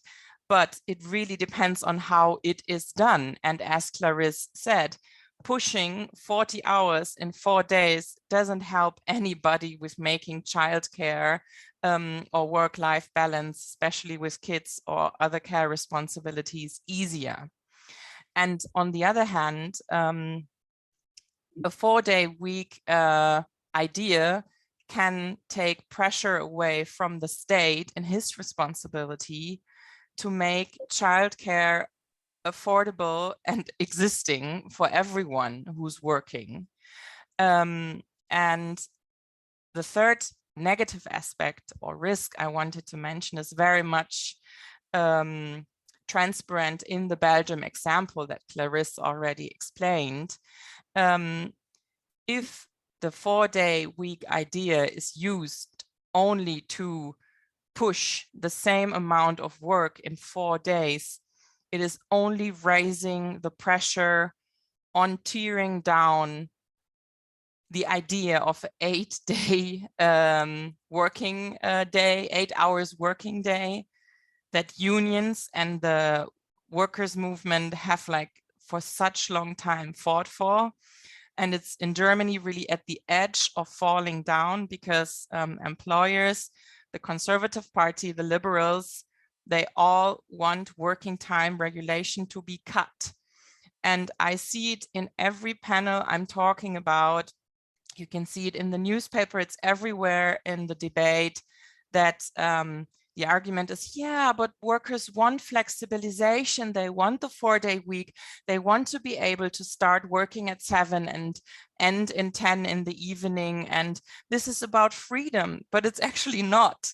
So we have to be very precise on what actually is workers' autonomy and what is flexibility that employers want. And pushing 40 hours of work in 4 days is just simply unhealthy. I mean, I don't have time for details now, but Clarisse mentioned all of the important points, and there's data on it. It's dangerous to work longer than 8 hours. It brings up health risks, and it definitely doesn't help to balance care responsibilities and work better. But if this kind of fake news of more flexibility for workers is used to cut rules to protect workers in working time aspects, that's a very high risk that has to be very clearly separated from a really shorter working time debate. So far from my side, thank you. Thank you very much. I think you raised 3 very important points when it comes to some of the challenges that we are facing when addressing work time reduction. It's interesting when you're talking about money. I did a study on the tiger economies, where we looked at these economies that has been seeing massive economic growth, and we should copy it, we should do exactly the same. But when we look at a major drive of this economic growth, it's increasing working time. So we've seen nations go from almost double their working time, which is of course going to cause economic growth. But to what cost, and can it be helped, kept up? I'm going to ask our panelists a couple of questions. So if you can answer them, or you can say, no, I don't want to. I want to start with, we've talked, for this conference, we chose to focus on the 4-day work week. It's of course not the only alternative when it comes to work time reduction. So would you say that the 4-day work week is one of the most preferable alternatives at the moment? And why do you think it's got such a big momentum compared to some of the alternatives?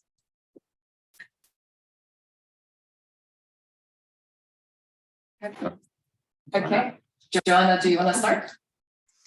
Yeah, thank you.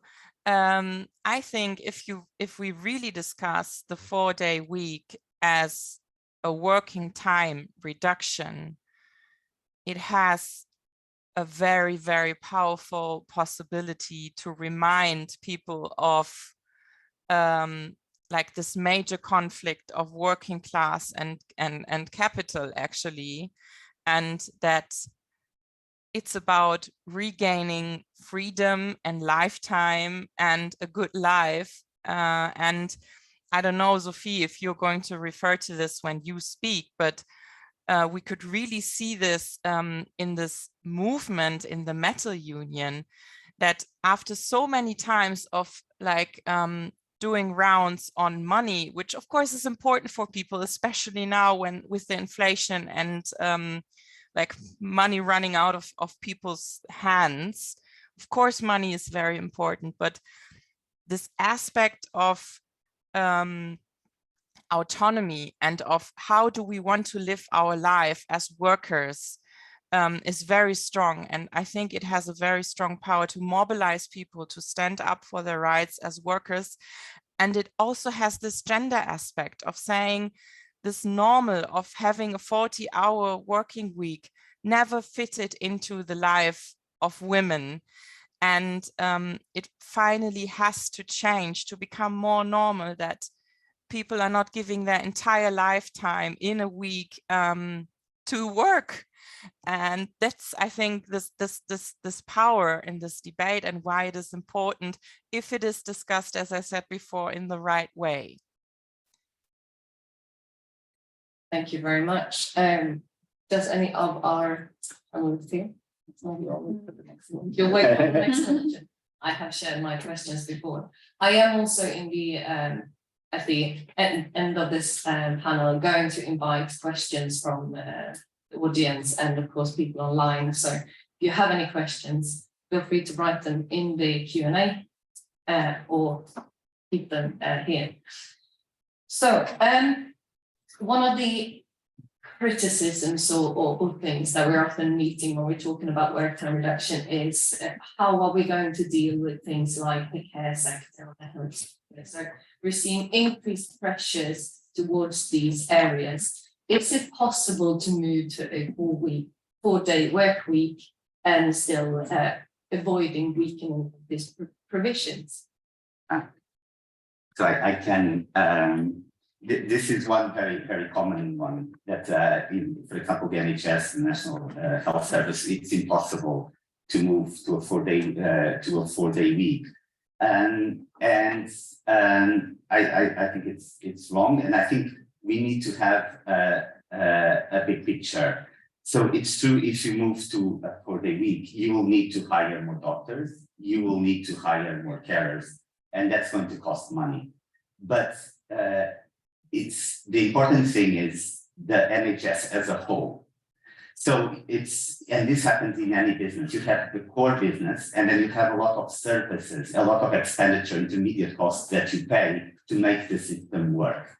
In the case of the NHS, when a doctor misses work, you have to hire a temporary worker. So if absenteeism rates among doctors are very high, you have to hire, in the UK called locum shifts or temporary workers, agency workers that sometimes are paid 3, 4, 5 times. And this is the cost for the service. So if you do think that, and there's a lot of evidence that doctors, especially now, are on the verge of burnout, missing with a lot of sick days, that feeds into the cost. The same with malpractice and legal expenditure. In the UK, when doctors make mistakes, it generates a lot of expenditure in terms of legal costs and then malpractice claims, and there is substantial evidence that the cumulative shifts, night shifts or long shifts really impact on your decisions. You are human, you make more mistakes. When you put together in the NHS the budget, the locum shifts plus the legal costs and malpractice claim amounts to 25% of the wage bill. So this is really significant. If you feel that these are going to go down, so even if you have to hire more doctors and it's more expensive that way, you spend more on your core business, but you have these benefits in other areas. Another one is in terms of training and formation. So the NHS to work, you need to constantly train new doctors. In 2007, in the UK, 80% of trainees, junior doctors, would move on to a higher training post. 10 years later, in 2017, only 40% did so. Why? Because the hours are very intense. It's very intense. So obviously, the pay, it's the package, and the hours matter a lot. My wife is an obstetrician, so I know this firsthand. But what does this mean? From 10 years, 80% of doctors would move to a higher training post, and now only 40, means that each doctor that now starts the specialty training now costs twice as much to form because of the attrition rate. How much does it cost to form doctors? You have to add that up when you think about the system. And the same with recruitment problems. If you can't recruit doctors and then you have to pay higher wages, maybe a better way instead of increasing the wage is to offer organizing it for the week. And I think this is a very valuable lesson for also big businesses. Because if you see who the businesses that have been adopting the for the week are more small and medium companies. Because it's very hard in a big business like a big institution like NHS to have this view of the whole and the synergy that it creates. So yes, you spend more, you hire more doctors, you spend more money hiring doctors, but then you want to calculate all the other benefits and you have to factor that in. And when you factor that in, you see that it won't be that much more. You make a lot of savings, and it will work better being organized for that. Thank you very much. I think that's a strong argument. Clarice? Yes. In Belgium, for the moment, we are facing big difficulties of recruitment. Nobody wants to become a nurse anymore. We cannot find workers to work in nursing homes, so it's very difficult.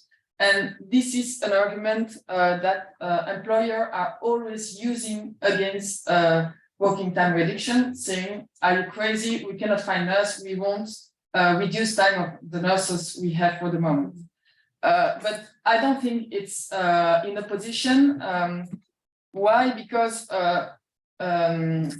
people don't want to become a nurse anymore because there are too much pressure on work, because the working conditions are bad because of the intensification of work, and WTR can be an answer to these questions by reducing pressure at work. We could make those jobs more attractive for workers and then hiring more workers. So I think we really need to have good arguments against this opposition of the employer for this aspect. Thank you very much. I'm gonna invite Johanna also to come in. Thank you. Yeah, I'm going to put something in the chat.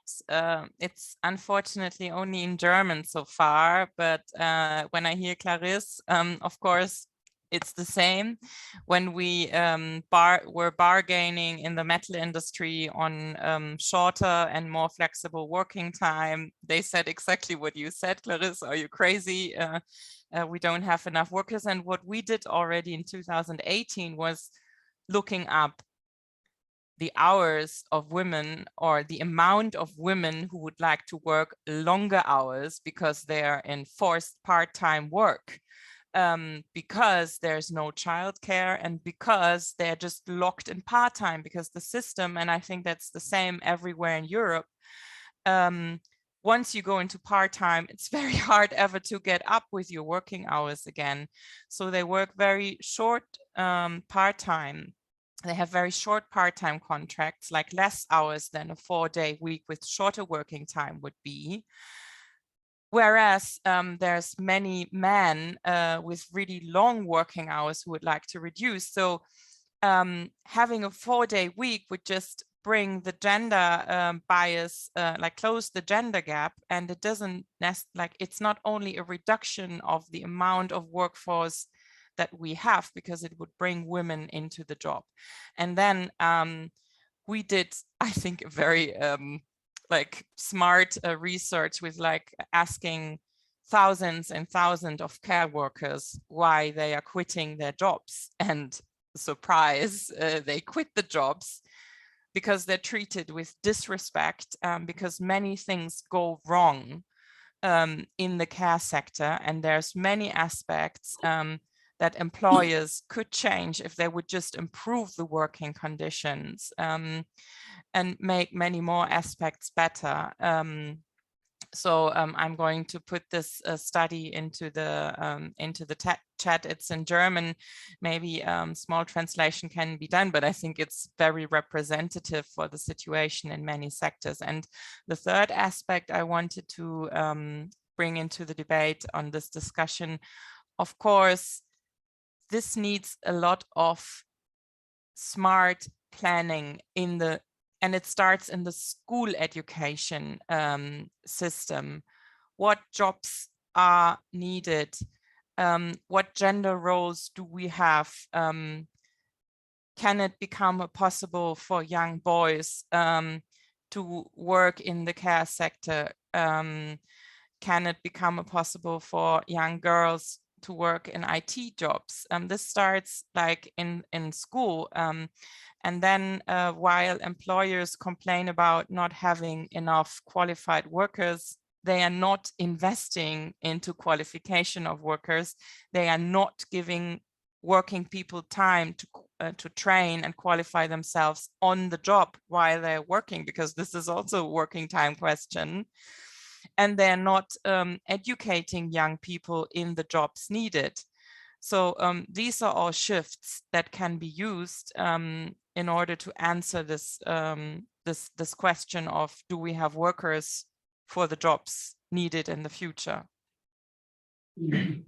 Thank you very much. I just wanted to add to the idea of when you say it's only in German, one of the aims that we have for the network is we are introducing a website in hopefully in November, and we're hoping to be able to share resources there where we are providing at least summaries that are translated, because we see that within the work time, they tend to be localized, it's written in our own languages, and it becomes very hard to access what is happening in Sweden, what's happening in Italy, what's happening in Iceland. So that is something that we're aiming to create, and we're hoping to sort of get basically help from members to upload material with perhaps a slight translation and summary. So thank you for letting me plug that in there.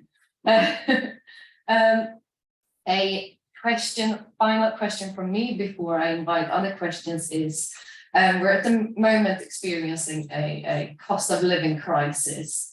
Is it a bit ignorant to be speaking about work time reduction in a situation like this? That's something that we faced a bit and wanted to ask our amazing panel. I can do you go Yeah, first. I can go first, but I think it's a difficult question. Of course, workers are facing a big cost of living crisis and cannot pay the energy bills and cannot even go to work. We have workers that cannot afford anymore to go to work because they cannot pay the car and go to work. So for the moment, it's complicated to go further with this kind of aiming as a union when people are facing this energy crisis. On the other hand, I would just remind us that IWTR is a way to increase wages of part-time workers, and we have many part-time workers and more, and these people they are going to increase the wage if we go for 4-day week or for 32 hours a week. So that can be a solution for them. Yeah, complete. Thank you. I'll hand the word over to Heather. So there is the slogan without cutting wages, which works very well, and I think it's very important. But really, in terms of substance, wages are adjusting all the time, and we see now that wages are falling in real terms because inflation they are not accompanying inflation. So it's all about the conditions in the economy for wages to grow or not. I know that the unions seem to prioritize wage growth, and they put on the side the working time reduction or the 4-day week for the exact same argument. If I can be a little bit provocative, how is that working? How has that worked for 20 years, and how is that working now? The point I want to make is that reducing the working hours, you shouldn't focus so much on what happens to the wages. We can't have wage cuts to implement it. The short-term effect. What you have to think is, what are the conditions that it's going to create? And I'm an economist, and the first mechanism of adjustment that we always think it's the market, and wages are one price that responds to market forces, whether with more or less, depending on the union power, but it does respond to market forces, and market forces are demand and supply. By reducing the number of hours in the economy overall of the workforce, you are going to reduce supply. If you do have this boom in leisure industry, in hospitality, they will demand more workers.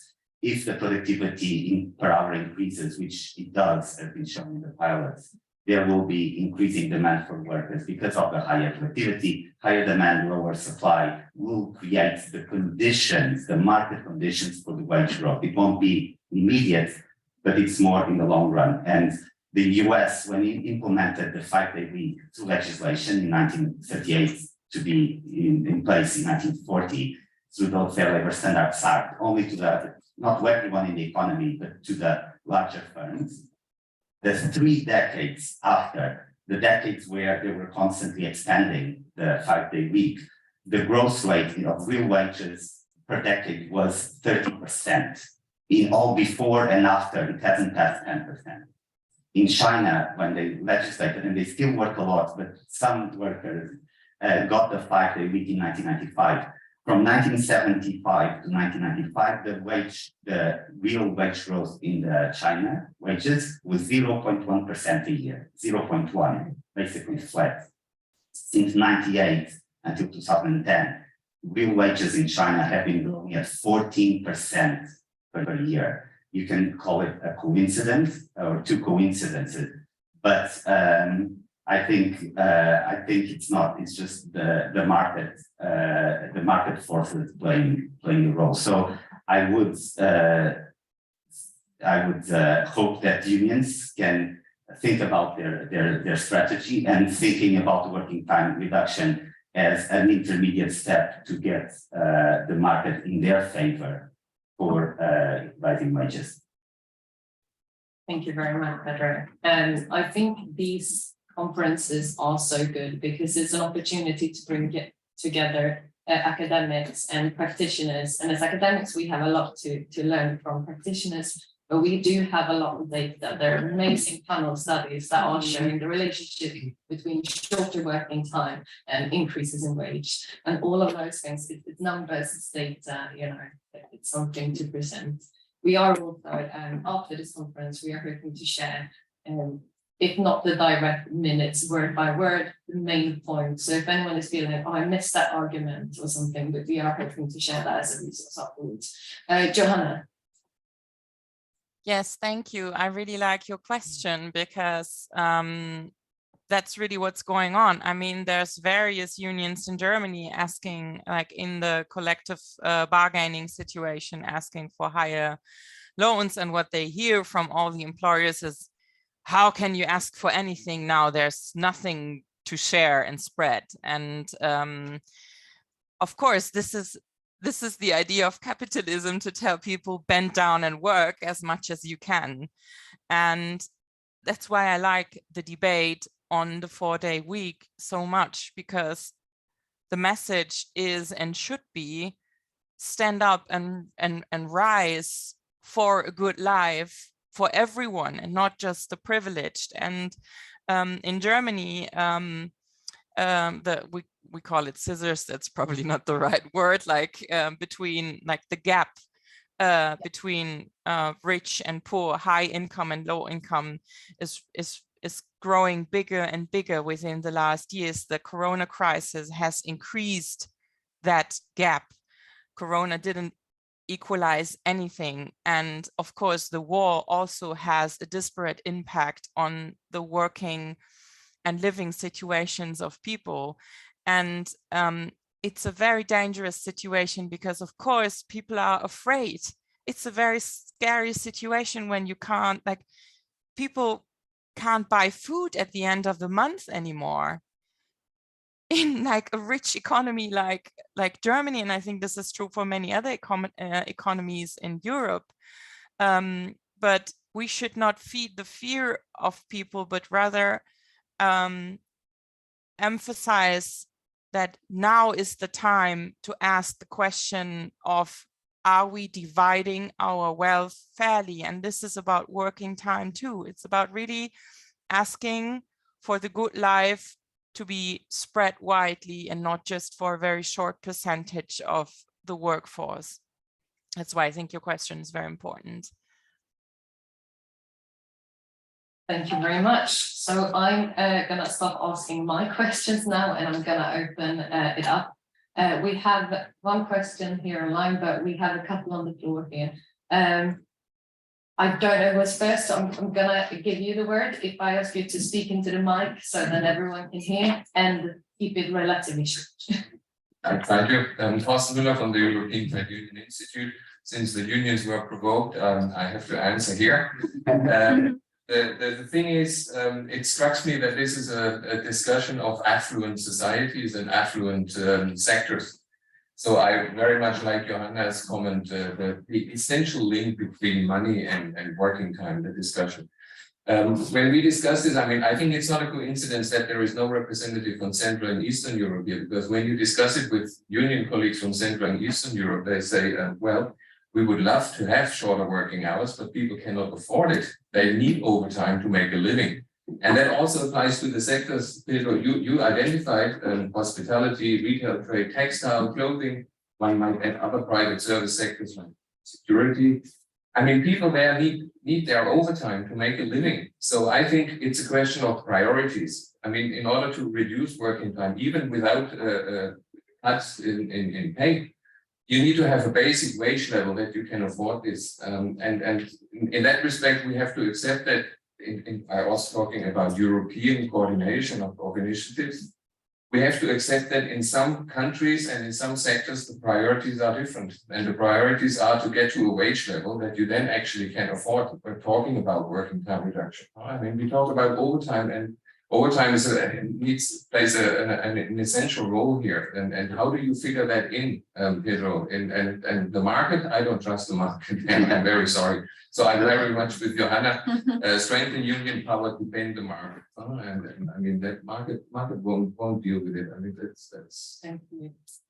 I'm going to take one other question. So we have two at the same time, and I'm going to take that one online to be fair, because we had one question about another argument that we see a lot, which is the role of AI and digitalization and what that plays in this power structure in between. Also, just want to say, no, I'm not a panel, but we are had an introduction yesterday, and we are actually seeing an example of the 4-day work week that's going to start in Poland. So there is going to be some exciting things happening in some of these countries, and hopefully we can learn something from it. Just that's interesting. I've seen a lot of people want to speak. Anyone would start? Joanna, do you want to start? Johanna, sorry. No problem. Should I start with the AI and Digi question from the net? But does the room, like, should we read it out, or does the room see it? So sorry, yeah, the full question is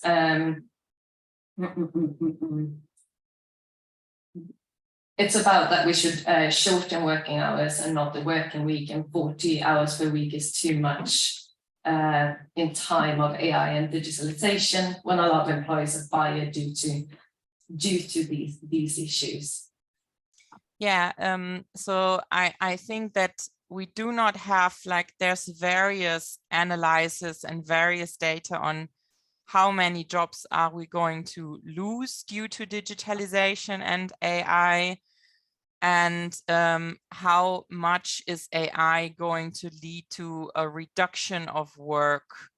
And I'm very lucky to be head of a group in the German Ministry of Labor focusing on algorithmic management in the world of work. And there's a lot of expertise in this group, and we are discussing examples from various sectors. And we just looked, for example, at a scientist researching on this in the care sector. And AI is actually helping to reduce the workload of people. So you can tell already with the technique we have that it's possible to lower the workload with the smart use of technique. But it's very clear also that it's no automatism that the use of AI and techniques is going to lead to working time reduction of people. Another very interesting example is in the German. We're going to have to keep these quite short just because we are running out of time, and we have a load. There's techniques, for example, reducing the work with emails, and but the collective bargaining showed that for employers, it's no automatism that the time gained by using techniques is actually a benefit for the workers. So this needs to be bargained. And that's why like in the German system, it's about co-determination, taking care, because it's not like sectoral level. So it's not labor unions, it's on plant level. And that's why co-determination is very important, to make sure that if technique can lead to time gains, it's used to reduce the load on workforce and not reducing workers. This is another power question that we will have to bargain within the next years and decades, probably. Thank you very much. I'm going to invite Pedro. Do you want to answer our question in the Yes. So it's not up to me to define, and I don't want to meddle with anything about the priorities of unions, and I understand that's their view. So I want to say all the economies, they are very unequal. So there is already a lot of inequality, and all the conditions are different. You have people in different occupations in different sectors, and the 4-day week means a different thing for every one of them. So we need, when we talk about this, always thinking the 4-day week not getting paid with a reduction in hours. So that's the compressed work week is not a 4-day week. But we need a lot of empathy when we think about this and put ourselves in different shoes. Even the same person throughout their life cycle. 4-day week will mean different things for a 15-year-old, a 20-year-old, 30, 40, 60. And now in this particular case, the movement for a 4-day week will not happen. I think it is universal, it is for everyone, but it won't happen overnight for everyone. And it's more natural if the 4-day week, if we had a Friday would be the new Saturday, and to everyone, some workers would want to use that day off to work in the gig economy, or to do extra, to compensate, to reduce the wage inequality by working more. But we shouldn't really lose the sight. When we reduce the work week to 4 days, without getting paid, we are increasing the wages per hour. And that I think is very important. Then if workers with that day, they want to work a couple of hours working on Uber, which you wouldn't, but working in a restaurant to just make up that income, workers would be effectively better. But it is a 4-day week will mean different things for different people. And sorry, I'm always cutting up people off. I think we had you were first, and then you. I'm going to ask you to keep your question short. I'm going to wait with you. Sorry. If we're running out of time after this panel, we are going to have a break, which means that you have the chance to ask the people. 5 minutes more, it's a democratic element to speak about it. And I think the workers support it. Thanks, Alex. Thanks to the panel. It was a super interesting panel, as always. I thought I'd just add a few comments around. I like the strategy element of different scales of implementation. I thought maybe we could add something to that, because I think at the national scale, of course, if you do actually implement 4-day week at a national scale, you'll also have health benefits for the health service. And then you'll see a reduction in the use of health services for things like burnout, depression, and anxiety. I know in the UK, last year, we lost 17 million sick days to work-related stress, anxiety, and depression. So we want to think about those benefits too. But I think I'm not sure about avoiding the public sector. If you're talking about at a national scale, you know, in the economic literature, it's called community wealth building. But if you think about public institutions, they are huge anchor institutions in local labour markets. So in parts of the UK, for example, and I'm sure it's the case in other parts of Europe, you sometimes between 25 and 30% of all employment is public sector employment. So if you are the employer, the government, and you shift the public sector to 4-day weeks, you're shifting huge anchor institutions around the country to shorter working hours, which changes expectations across the labour market. We're now offering positions which for shorter hours, same pay as their equivalents in the private sector in various places. And not only this, these anchor institutions, they also procure services as well, so they can have procurement agreements for shorter working hours with other private sector entities. So I think I just want to throw that in there. I think if you are going for a national scale, I think public sector institutions could be a huge mover of labour markets because they shape the markets. So. Thank you very much. I'm going to take this. Thank you very much. I'm going to take the second question. Thank you, Mr. Chairman. Good morning, citizens. My name is Andrew the Office Advisors. We present here the ECOES movement, the pan-European and Mediterranean regional movement, which is based in direct democracy, in science, in ecology. Of course, we know that we have a movement of the people who don't want to work. There are around 4 or 5 million participating in this movement. It's a different situation. It's a change. And the change either it will go to the part of the globalists or to the part of the pure democratic forces, like we are expressing ourselves. And we see that you are discussing for fighting for these things. No, the system wants the 4 days. Either the state, either the globalists, either the workers. The matter is how many hours. The hours already they are indicated because we didn't see here Denmark, Austria, Norway. They have 32 to 34 hours per week working hours. So this will come to the other stakeholders. About the market, which you are expressing, the market. I'm just going to ask you. You have to come to the question. I do all of you if you want. I don't. If you don't want, I speak. But the market is not the future. The future is the human. In ancient Athens, the agora, which is the market, it was a place where nearby was the assembly of the citizens. So the market and the assembly goes together. Cannot exist the one without the other. I'm going to have to ask you to get to the question to respect our panel. The question is that with the robots which are coming, artificial intelligence, as you say, you don't need health workers a lot as many. So this will assist the system and the workers to be more equal. If you wish for another change, not the change the globalist, because they want less workers due to be slaves. Thank you very much. Thank you. We had a couple of questions there. Anyone who wants to start? I'll just quickly answer to really have to leave, but it's not that we should exclude the public sector, it's that they should go hand in hand with the private. I think already the public sector works very differently in terms of hours, in terms of pay, in terms of labor legislation than the private sector, and this creates sometimes a symmetry, and this is explored.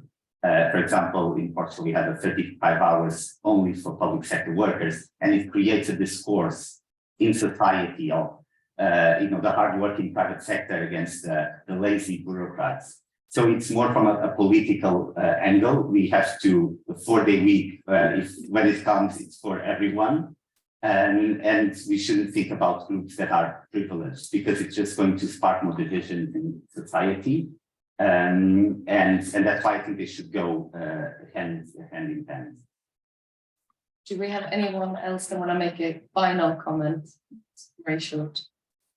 Perfect. Then we are going to end on time. We have, I know I'm very hard on timings. It's because we have half an hour break now and we need to start the third panel on time because we need to be out of the room. So I'm sorry, I don't need to come off as so pushy. I just said as a person. I want to thank our panelists today. Thank you very much. Thank you. We and some Sandra's available in the room out there, and we're going to stop for half an hour, but we will be back starting our third panel at 12 p.m. and that is what actions are trade unions taking in the fight on work time reduction in Europe. Thank you very much. Thank you, guys. I will see you. Good afternoon, everyone. Welcome to the last panel of the conference. The microphone on, that's better. Good afternoon, everyone. That's the last panel of the conference dedicated to trade union actions. What they are taking, what actions are taking currently, what they plan to take, in the fight for working time reduction. And the panel is important in as much as the fight or the struggle towards working time reduction has historically been in the hands of the worker movement and trade unions. So every change in the norm, such as 8-hour working day or 5-day week or additional leaves, all these achievements have been couldn't be possible without trade union movement or the labor movement more broadly. So what is happening now with the working time reduction going towards the 4-day week or lower than 40 hours per week? My name is Agnieszka Piasna. I'm a researcher at ETY, and I have a pleasure to moderate this panel with an excellent host of speakers. I got the most of them, as you can see, for the last panel. So there will be a lot of knowledge and experiences, hopefully, to share with you and to showcase experiences across very different countries, and also consider what actions could be taken, not only at national, but also given we are in Brussels at international or European level. So we have Thorsten Müller, who will start the meeting with a brief presentation, overview of the survey he did across Europe, and then we'll move to Sophie Janicke from IG Metall, Peppina Belli from UNIA in Switzerland. Then I think it's in the order of appearance, it's who will start? Okay, so Victor Bion from CGT in France, and Denis, who is from CGT, but also in the workers group of the EESC, so European Employment and Social Committee. So he will be able to also give us some European insights. So we'll start with Thorsten. The floor is yours. Yeah, thank you very much, Agnieszka. I got the hint, brief introduction. I was asked to set the scene.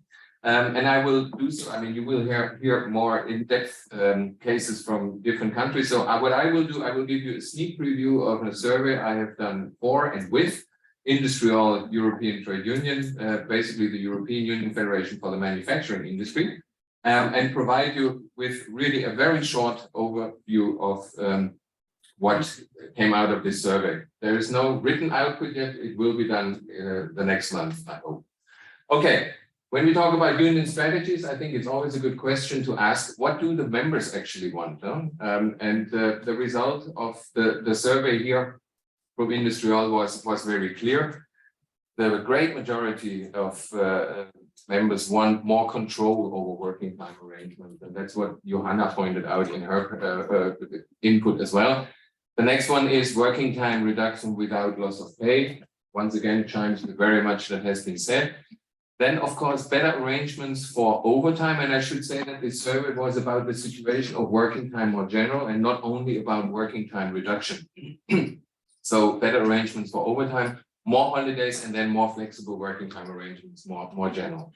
But we see the theme of this event is very topical because obviously more control over working time arrangements and working time reduction is one of the key ambitions of the members. Now, when we talk about the why of working time reduction, so why do unions engage in working time reduction, then we clearly see that work-life balance and to improve the work-life balance of workers and members is key. Employment security, an aspect actually which haven't come up in discussion so far, was also very important. Very good, Sophie will take care of that. Then health and safety. And those were the three main issues, work-life balance, employment security, health and safety.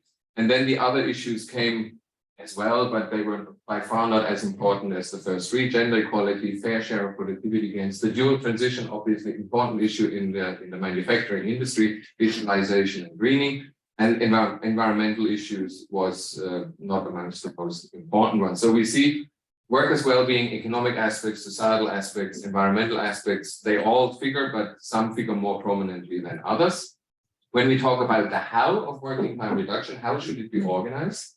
We can see that the 4-day week is not amongst the most preferred options. The general reduction of weekly working time, I mean, basically this means that, phrase it more generally, obviously a general reduction of the weekly working time can also end up in a 4-day week, but not necessarily. I mean, it was not put forward by the unions as we want a 4-day week, no, we want a more general working time reduction. Then obviously what Sophie will talk about, extending individual choices between wage increases and working time reductions. Some unions follow that as well. And then the other bar is also very high, and there we talk about working time reductions in a broader context and on an annual basis. So we talk about the organization of working time accounts, working banks, however you want to call it. And in particular from the Nordic countries, we heard, no, we have to talk about working time reduction from a work-life perspective in terms of part-time pension or early retirement. That was another issue that was mentioned. We're not bad, right, with the 5 minutes, because that's the last slide. So how will the unions go about in trying to achieve these kind of working time reduction? Obviously, the most preferred method is collective bargaining. I mean, that's what unions essentially are there for. But legislation plays a very important role as well. And then I should say, to all that applies the caveat that obviously you have country-specific approaches, and it very much reflects the tradition and the structure of industrial relations in the various countries. So collective bargaining obviously is the preferred way, in particular in the Nordic countries, Germany, the Netherlands. Legislation plays a strong role. Spain was mentioned, legislation. I mean, where the state in general plays a very strong role, and I guess in France as well, that will play a very strong role. But, and that's very important, also Central and Eastern European countries. But there it's more for lack of having strong collective bargaining institutions and collective bargaining traditions. So they look for the state to actually help them in getting the achieved objective. I was a bit disappointed about the campaigning aspect, that wasn't mentioned more often, because I think we heard about how important it is to frame the issue. That was in a panel this morning. And I think it's very important because via collective bargaining, or also when you aim for changes in legislation, it's very important to have the public support and to influence public opinion and public discussion in your own favor. In that respect, I would have liked that to be a little bit more often mentioned, but yeah, that's it. I want to leave it at that. And now we hear more interesting case-specific examples. Thank you very much. Thank you very much for this overview and to sticking to time. That's perfect. So that's really more mapping. It's showing taking the temperature across Europe. I think personally you had 12 countries responding to the survey. So that shows a variety of approaches, quite fragmented, I would say, but also highlighting some of the directions that perhaps unions are currently taking at national level. So I would like to first ask the speakers, so what is the union involvement in your countries on this issue? What is on the table and what objectives are put forward as to direct, to give, so to say, the momentum for the working time reduction movement? So we start with Sophie. Yeah, thank you very much for inviting me. I'm Sophie from IG Metall headquarters. Maybe let me make two preliminary remarks to the whole issue. First remark is I come from IG Metall, from the Metal Workers Union, and we have collectively agreed working time of 35 hours in our industry. So we are already in a quite good state, let's say, when we talk about further working time reduction. But then, of course, that makes further working time reduction not the easiest way, because we are already on 35 hours. That's the first. And the second one, I think, is important. Working time reduction is not our priority at the moment, to be honest. Our priority are wages at the moment. Because, I mean, I don't have to explain why. I guess you all have your own energy bills and you all have to go to the supermarket. So actually, we as IG Metall are currently in a collective bargaining round, and we have only one demand, and this is higher wages. But still, working time is not, and working time reduction is not out of our mind, let's say, because I would say the 4-day working week is in the air somehow. And of course, we try to keep the flame burning, let's say, and I think this is what we have to do. The main reasons why we are discussing it are at first a employment security. I think that's a bit typical maybe for a trade union approach to the issue. We have a quite long tradition in safeguarding employment via working time reduction. The most popular was the GW factory in the 90s, where they safeguarded 30,000 jobs and yeah, went to a 4-day working week. So the whole issue of collective reduction of working time connected with the issue of safeguarding employment actually came up during the COVID crisis again. Before the COVID crisis, we did a lot on working time as well. We did all those individual working time rights, choosing options between money and time. But within the crisis, we had the problem of safeguarding employment, and then the issue of collective working time reduction was back on the agenda, let's say, and this is why we made a collective agreement last year in 2021 on an option of a 4-day working week for companies with employment problems. So it's not that we have the 4-day working week in the German metal sector. We are far away from that. But we have this option to go on 4-day working week for companies with employment problems. To be honest, just now, this option is not used a lot because we have this issue, we have this instrument of short-time work in Germany, and I think you have it in other countries too, which means that the state is giving money if companies go on shorter working time to in times of crisis, and this state-driven instrument is still covering a lot of the problems we have now, and the government is prolonging the short-time working schemes more and more because the crisis is never ending. So our collectively agreed regulation is not put in place at the moment. We think it can be the case if this short-time working schemes just are running out. Then we have a backfall option in the agreement, but at the moment it's not used so much. So I think this is one issue, safeguarding of employment. But the other reason, which is also quite strong at the moment, is work-life balance and the concept of well-being, which is all connected with the question of the future of work. I mean, we know all that we are in a big transition of industry work and of industry as a whole. It was mentioned already, the issue of digitalization, the issue of decarbonization. And the question is, who will profit from this transition of the industry? Because of course, industry wouldn't transform itself so much and digitalize itself so much if they wouldn't have any profit out of it.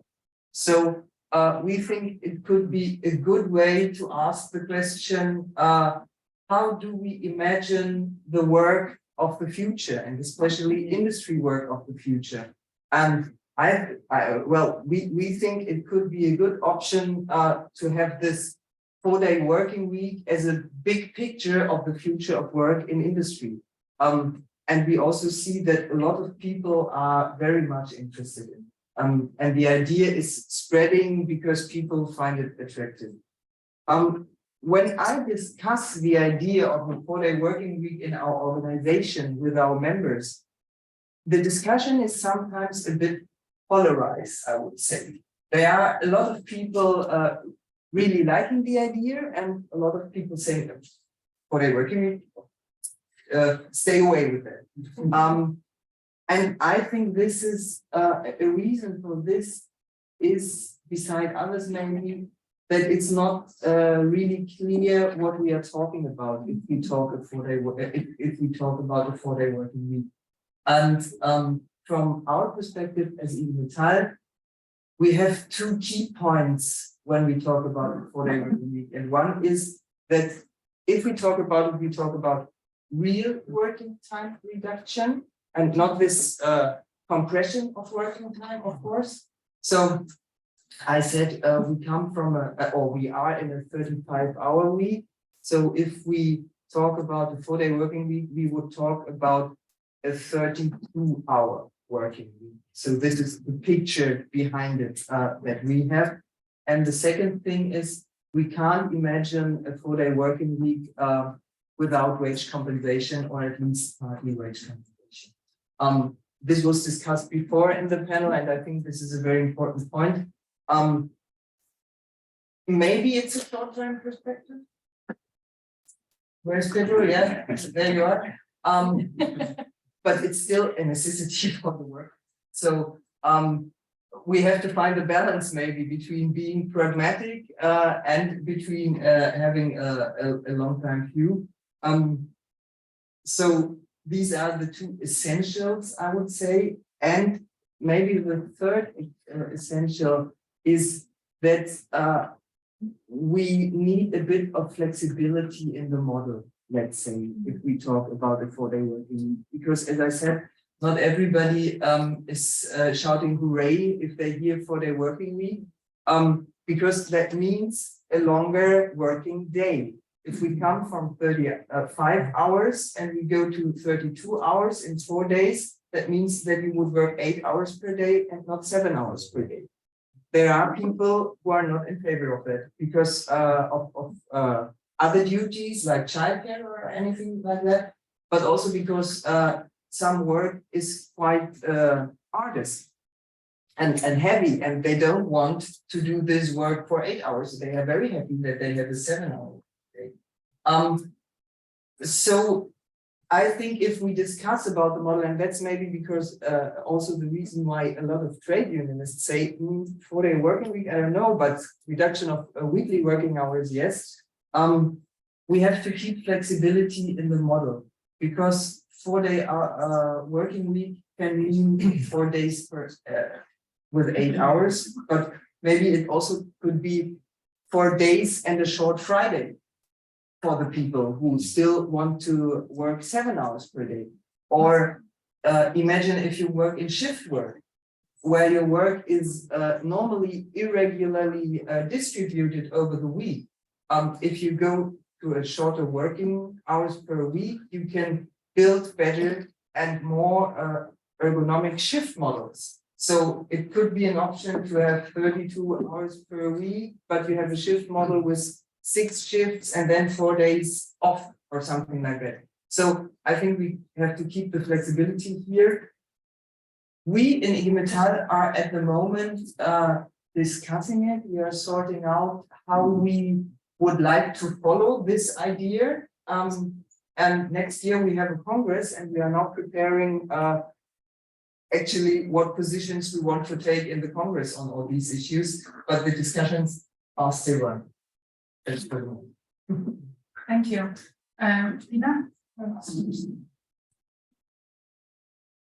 Thank you. My name is Bettina. I'm from Unna in Switzerland. But my preliminary remark is that when we look at full-time employment, the weekly work hours in Switzerland are the highest. They are at nearly 42 hours per week, on average speaking.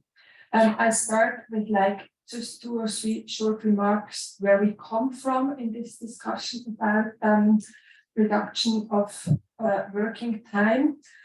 It is quite similar to other countries in Europe, but there are some specificities in Switzerland.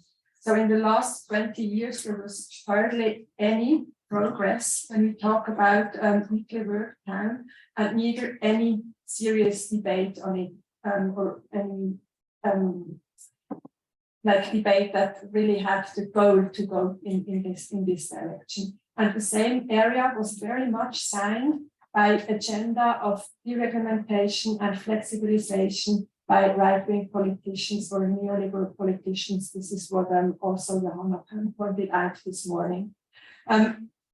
What is specific in Switzerland is the role that popular vote played in that whole situation. So on the one hand, our a bit paralyzes to push work time reduction as an important topic goes back to a popular vote that we lost in 2003. This was a popular vote that was initiated by trade unions. We wanted the 36 hours week then, and we lost it by 75%. So this was like a crashing defeat, and obviously made discussions on work time reduction for the years that followed much more difficult.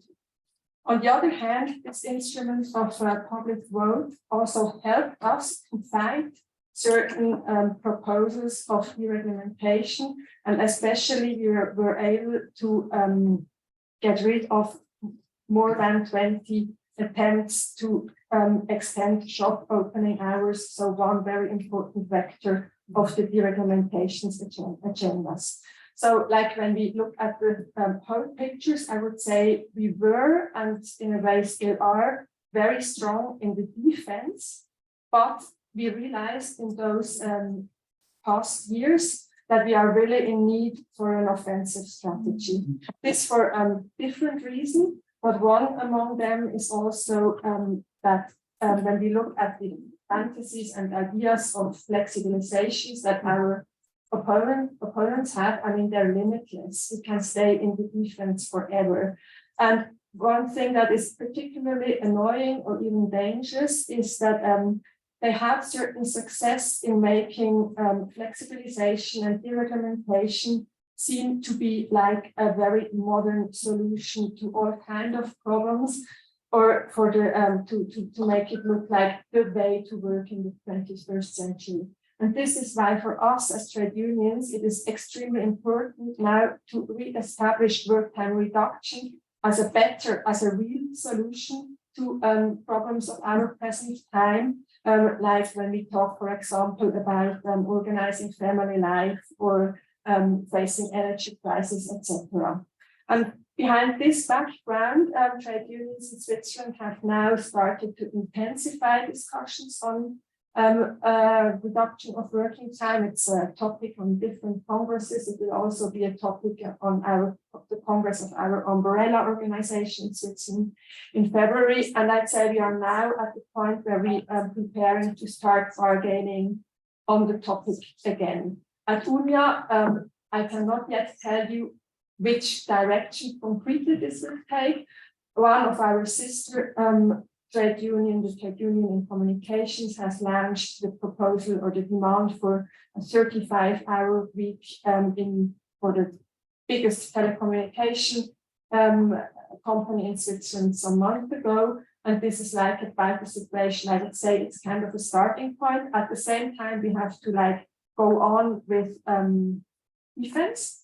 And we are also challenged, like we've already heard from different other countries, in these 2 days by companies or enterprises taking initiative on their own, which is sometimes very interesting, but sometimes also very challenging or even a bit dangerous. Maybe to finish off, when I say we're at the starting point to take our bargaining again on this topic, I also say at UNIA we favor a broad approach to working time, not just like one model. We're a bit skeptical on this idea, but maybe we can get back to that point also, why this does not include to a 4-day week as an interesting story or a big picture thing that can help us. Thank you very much. I think that already gives us some interesting ideas of how shortening of working time or 4-day week might be perceived by workers and what barriers or obstacles trade unions face when, so that's why I'm surprised that campaigning was so low. Perhaps it is so low because the topic is misunderstood on many levels at European trade unions. In Germany, the problem is different because their working time is already shorter. So how working time reduction is not aggravating the situation for some, so extending the working day. These are perhaps issues that we wouldn't have thought of if we were not collecting experiences across different countries. And I'm just surprised to hear, I mean, you don't hear it often from trade union mouth that they need more flexibility. So this is the moment that you do. There will be another round asking about the instruments, but now let's move to France. And Victorien will share some experience of a country that already had legislation introducing shorter working hours that didn't last. It's not it doesn't last currently. So please tell us what is the state of play in France. I'm I'm an economic advisor at CGT, but before it, I finished my studies with a dissertation on the link between working time reduction and the environment. So it's the main subject for me. Yes, France is known as a 35 hours working week country, but in fact, it's just a myth. For full-time workers, the average standard week is actually 39 hours. So there are a lot of extra hours that are subsidized by the state, and we have calculated that the total overtime hours in France represents the equivalent of more than 500,000 full-time jobs. So 35 hours is just a legal barrier for the triggering of overtime. And we have more and more forfait jours, that is to say that the working contract just refers to the number of working days by year, but there is nothing about the number of hours. The Aubrey laws put in place the 35 hours working week between 1998 and 2002. Since 2002, the average working time increased in France. It's a very particular period in our social history. We can say that working time reduction is the most important issue in France today, as in Germany or other countries, as you can see during this day. But the CGT relaunched a campaign on this subject in 2021. After several months of internal work and discussion. We had already done a campaign in 2016. Our first demand on this campaign is working time reduction with hiring obligation and the without loss of pay. We relaunched this campaign during the sanitary crisis because we wanted to bring out ideas for a new economy and a new society. Moreover, during confinement, some workers tried a kind of experimentation of working time reduction with short-time working. Indeed, the context was very special, but workers liked this working time reduction, and for some of them, it was difficult to come back to full-time. During the COVID crisis, we also joined a coalition called Plus Jamais Ça, now called Alliance écologique et sociale, gathering other unions and associations like ATTAC and the Greenpeace. This group promotes the working time reduction. The title of our campaign is 32 hours, work less, work better, work all, it's possible and urgent.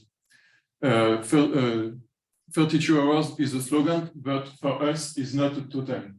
It's a working time reduction in general that we promote with this campaign. For us, the objective is to be credible in order to help our members to convince other workers. It's a major issue because in France, but certainly in other countries too, if you promote working time reduction, you are seen as a dreamer, totally disconnected from reality, especially during crisis, because the government and the employers call to make sacrifice. And us, we dare to suggest a solution without any sacrifice, but on the contrary, a solution of social progress. What we want is not an utopia. It's a new way to organize production with new priorities. For us, working time reduction is not just an adjustment to the system, it's really a new model of society. This is why before make public our campaign, we worked for long months and we released a booklet with 32 propositions for 42 hours, with a lot of argument and documentation. As part of our campaign, we met a lot of workers, especially our members. Every time at the beginning of the discussion, people, our members, say that they agree with the project, but they can't see how it is possible and that they worry about intensification of the work and worry to lose money. These concerns can be explained by the way in which the Audrey laws introducing the 35 working hours week were implemented. We observe an important intensification and the wage moderation during several years after that. And these consequences remain vivid in the workers' mind. Even with young new workers who were too young to work at that time. The most emblematic case in the public is the public hospital, because the government, French government, which was a left government, reduced working time without hiring employees. So there was a huge degradation of working conditions of the public health service. Today, on the hospital, public hospital, nurses sign agreements to have working days of 12 hours, just to be away from the hospital longer, because the hospital is a too toxic working environment. The most important problem for us was the lack of regulation of the government. Company made the working time reduction as they wanted, with their priorities, which were not the employment and the happiness of their employees.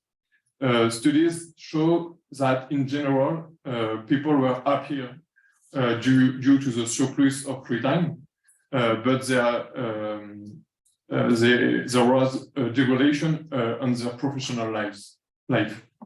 So even with our members, we have an important one to do to make a clean cut between what they lived and the project we defend now. We want to make working time reduction a desirable idea in all aspects, not just a compensation between private and professional leaves. It's why we have in our demands the implication of employee representatives in the implementation of working time reduction into the company. Nevertheless, most of our members are convinced that working time reduction can create jobs, and this is one of our most important motivations at the macroeconomic level. We think that we can't just count on growth to create jobs, so we must use working time reduction. For us, it's also a good way to share value added. Since 1980, the wage share of value added decreased of 10 points in France, which gone to shareholders. Thus, working time reduction with hiring obligation and without salary loss is a good way to give back to the workers the shares that should be theirs. Considering the current French context, it's obvious that working time reduction is not the main issue for the moment in the public debate, even if our inflation is lower than our neighbors, it is still important for us, and this brought up the issue of wages as shown by the strike on Tuesday. At the same time, the government attacked our unemployment insurance, our retirement system. So before to be offensive on issues as working time reduction, we must defend our current welfare system. Unfortunately, there is a huge gap between our projects and what the government is putting in place. And there are attacks even on working time. After the Gilets jaunes crisis, government decided to promote extra working time. It was in 2018. This summer, last summer, the government voted a new subsidy of 50 cents by extra time hour for medium-sized company. Little company had already subsidies, more important. In the same time, to respond to the need of purchasing power, the government allowed company to buy working time reduction day to employees. These days are for workers who have standard week of 49 hours, but the contract is 35 hours. It's the result of annualization of working time, which is a kind of flexibilization. Just to conclude, about the French context, we have a lot of companies which are already with a 32 hours week, and we speak more and more about the 4-day weeks. But on this point, I think we should be really cautious because a lot of business leaders have understood that free time is an important issue for many workers. So they have to respond to this demand. But sometimes they respond with a further week, refute any real working time reduction or refute reduction of the amount of work. It's just a contraction of labor over 4 days with an intensification or flexibilization of work, hidden by the idea of personal organization and freedom. This is a huge risk for us. Thus, some business leaders say that they already reduce working time, but they don't want at all any law or other type of regulation because they want to organize it as they want. This is the main issue for us. We think that working time reduction is a process, and we will reduce our working time, but the issue is to organize it with labor union. Thank you very much. It seems like currently we're living in really complex times. There is not even an agreement of what solution will be beneficial to workers. It seems almost to me like 50 years ago or 100 years ago, the issue was much simpler. The 8-hour day was not really questioned. It seems like a beneficial solution for workers. Then free Saturday also was there was some unanimity in terms of what is it that we want to achieve. It's not the case now. And perhaps the experience of all the flexibilization or changes in working time introduced in unfavorable times to workers of weak labor representation resulted in so negative consequences that there is a lot of skepticism on the side of workers for further solutions. So in this situation, what could be the most effective instrument? So how then to approach this issue? Is it through collective bargaining, inflation? Can it be at the EU level that some developments can be introduced? And also, I think that would be hinted at by the panelists, but just to also raise some questions, whether collective bargaining in times of crisis is not more risky than it. So opening some issues might result in compromises, bringing to the negotiation table wages or already existing limits on working time and actually worsening the conditions. So what instruments are pursued at in your countries? What do you think would be the best way? And perhaps we start with the top-down level now, and what can be done at EU level, Denis? Thank you, Agnieszka, and thank you for the invitation. At the beginning, I intend to structure this intervention in 3 parts, but I will skip the first one and just get to the conclusion of this first part. So my conclusion was we can witness nowadays real colonization of the lifetime by the work time. And this is why we need a radical working time reduction. And now coming to my other parts, which will be much more detailed. The first one, I want to say that the working time reduction, this is a European issue by nature. And in social sciences, we know that there is an internationalization of political regime. What does that mean? That means that there is nowadays a significant weight of international aspects in the definition of domestic public policies. Everybody knows that. Secondly, there is a reality which is called the internal market within the European integration, European construction. And in CGT, we think that it would be an illusion to think having an isolated working time reduction policy facing the competition which is inherent to the internal market. That means that this internal market, I don't very like this expression, but it's called like that, needs a real social dimension. And of course, working time reduction would be one of these social dimensions, not the only one. There are many things to do about this so-called internal market. This is why when we organized, it was in 2021, we launched our campaign, on which Victoria elaborated previously. It was really crucial for us having international rests, because we need to have in mind what is happening in the other countries. This is why we have invited colleagues from the German Union, was working at this very moment, colleagues from the Austrian labor movement, was a DGP GPA, I'm sure you know them, and there was somebody who represent the 4 days week. And it was really an important moment for us to be together, trying to have a reflection on this working time issue, a common reflection. Now, my last part, it's all about the union strategy. Of course, it's proposal, but I want to underline that for CGT, there is no one-size-fits-all solution within countries and between the countries. We have to bear that in mind. And I'm saying that, I think I'm really in line with what said Thorsten in the introduction. And I think it's really important for the unions to think about that. Secondly, it should be an upward convergence for reducing, of course, the working time.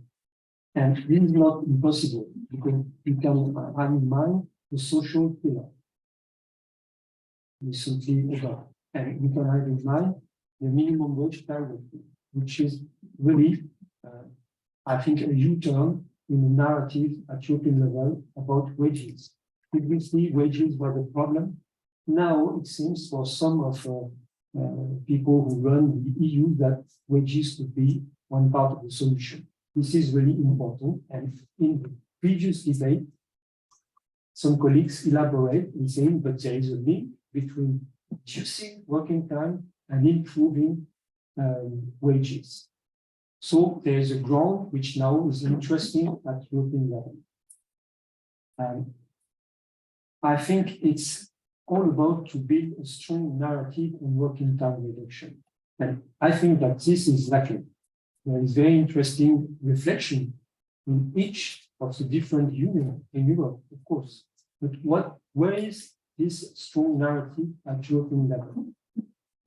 I think we have to build that.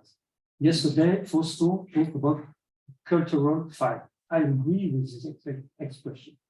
We need a cultural fight in order to express our will to change the quality of life. And this means that we need to build a mobilizing imaginary, an imaginary that will set people in movement. But please remember this very moment that the guy from CGT will talk about flexibility. Seems to be the new motto nowadays, but I think that we need some flexibility in our approach, and I fully agree with all the colleagues said previously. But meantime, we need coordination. And we have to respect the national tradition because there is very different industrial relation system, and they are all efficient. There is no need to change that. But we have to respect that. For example, in France, it's obvious that that will be a process which will combine legislation and collective bargaining. There will be much more legislation than collective bargaining. Fair enough. For us, legislation is a way to provide some kind of equal base for everybody, but it's a characteristic of our country. In other countries, it is working very differently. Think about the example of the colleague from Norway. So all those examples, they are legitimate. There are also many diversity between sectors. I'm originally working in the services sector. I'm employed of a very big corporation, which is called Carrefour. So in the services, 4 days a week, that can mean something. But what about someone with industry level and with working hardly 7 hours, and you will explain him that he will work 8 hours? He will not buy that, I think. And we know that as trade unionists. So flexibility is really important because I think that it's impossible to have a trade-off between this working time reduction and health and security issue. And the unions, I would say that they are in charge somewhere of this health and security issue. Intensification of labor, this is not a view of the spirit, this is a reality. Victoria explained that very well for the French case. So we need to be very careful and to think that maybe our aim would be a reduction of the daily working time. Would be also interesting. And to conclude, to finish, and just a few words about the next ETUC Congress, which is foreseen to be in 2023 in Berlin. And for the moment, we have internally the first draft on this issue. What I have to say is that working time reduction is in the draft with some interesting things. Of course, no wage loss, but maybe you made a mistake, but there is nothing about compensate hirings, which is the issue. At least there's nothing really on quality of work. There is some, but it's on other chapters.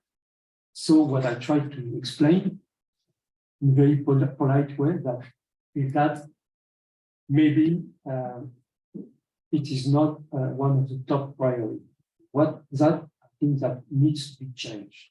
And the proposal of CGT and with that the other unions, and I think we are very congruent in this room elsewhere, to make the working time reduction one of the main priorities for the ETUC for the next period. For the Congress, it will happen next spring. We will have, I think, a lot of work. It is worthwhile because it's a project society. And what is at stake, it is a quality. And I hope you will forgive me for my very poor English and my big French accent. I'm sorry. Thank you very much. Some very important issues raised. Indeed, there is a tension between productivity as a main justification and sending that to employers, something that would benefit them, and not really putting working time reduction as a demand of workers to improve the quality of working life for workers. So it's a labor movement demand and not productivity or a PR measure for companies. Also, an important issue is the trade-off between wages and working time reduction. So the argument we can't afford it, or that currently the wages are at the core of human demands. Perhaps they're not necessarily need to be a trade-off, but then how to achieve this, how to argue for both. So perhaps, Pepina, would you like to? Yeah, okay. But yes, I agree on a lot of things that were said before, especially on the point that we are in need of different, as I already said before, we are in need of different solutions for different industries. Like in Switzerland, for example, just one example among many, we have like mainly women worker in the watch industry, and their days are just too long because most of them come from across the border and have like long travel hours, and you don't have to talk to them about the 4-day week because they want shorter working days to cope with their life. So this is like the need for different solution. But at the same time, even though we have that need, we also have a need for a strong narrative. And I think this is like a challenge. When we look back in history, talking about strong narratives, I'm very much convinced that around 1920, when suddenly social progress became possible,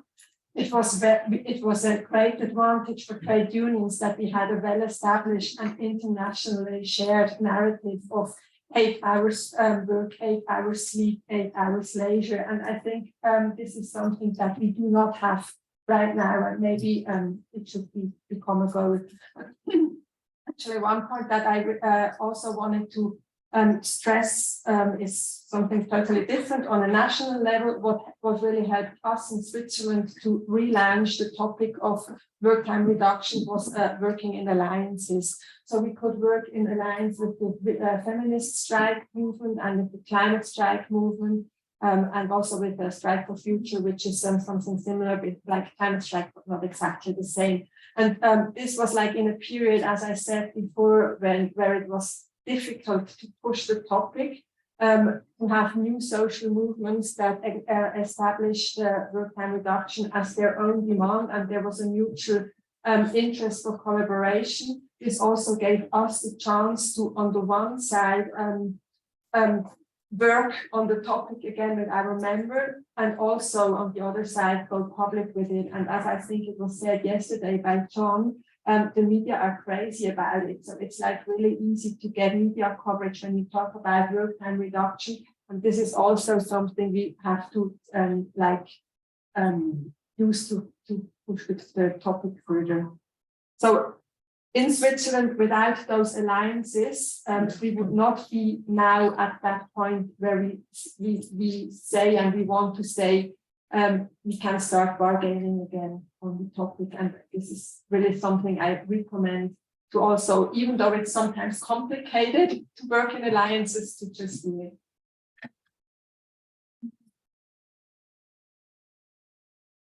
Yeah, maybe let me first say something about flexibility. No, it's fun because actually, when we had our working time campaign and our collective bargaining round about working time rights in 2018, we had the same debates about the framing. Actually, how can we frame this? Yeah, what is it? Is it flexibility for the workers? And we tried to find a good framework for that. And one of our slogans was at first, flexibility is no one-way road. So it has to work in both directions, because normally flexibility is connected with the employer's flexibility. And of course, it has also be the workers' flexibility. It worked so and so, to be honest. And then we shifted a bit from flexibility to self-determination of working time, which I think is actually the better word for that, because that is what we want. We want working times which fits to the life of the workers. So it's about self-determination of working time. So yeah, maybe we should use more this term than the F term. No? But now to your question, well, as in time, we think collective bargaining is our strongest tool to come to a further reduction of working time. When we look to legislation in Germany, we can see that our Working Time Act is quite bad. It's even from my point of view against the European law. So I think we would have on legislation level, we would have a lot to do. And in fact, our collective agreements are in many cases better than the legislation. And during the last years, we saw that with collective agreements, we can achieve something, because we did. I mean, we achieved this individual working time rights, this choosing option. We received this option for a 4-day working week. We even received this option for workers to go on a 28 hours week personally and go back to full-time work, which then was put into legislation after we did it in our collective agreement. So actually, I think in Germany, it's working a bit the other way around. We are setting some tools with collective agreements, and then legislation is just, well, if it works well, legislation is taking it over. So I think for us, the collective bargaining is the strongest tool. And then the question is, of course, how can you coordinate this on European level? Because you asked for the role of the European level. And of course, we have to coordinate this on European level. I mean, I agree completely with what you said, but to be honest, during the last years, we made the experience that especially in the field of working time policies, coordination on European level is really, really difficult. Because the views of the trade unions in Europe upon working time are so different. So I would wish that we could come to a common opinion that further reduction of working time is at least a common picture for the future. I mean, I don't say that every trade union has to take action, but I'm not sure if we can even manage this on European level. But let's go for it and try. But I think ETUC, well, this would be a hard task for ETUC to coordinate this process, let's say. And it appears it is. Victoria, would you like to step in this round, or shall we open the floor? Questions?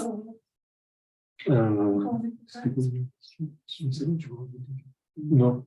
Okay, perfect. We will, let's perhaps open the floor to questions. I have 2 questions in the chat, and perhaps I will just add one comment from my side.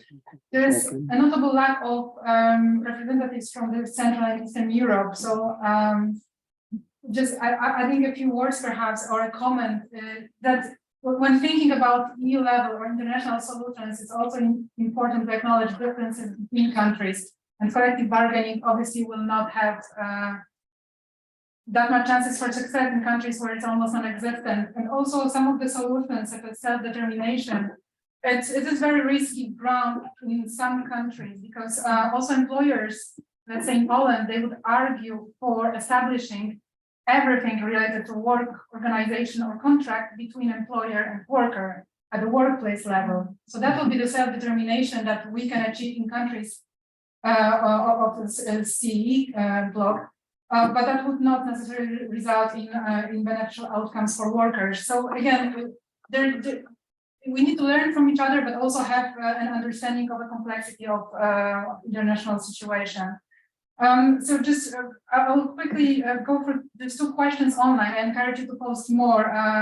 But one of that is to Torsten whether the results of the survey will be available. So that's an encouragement for you, I guess.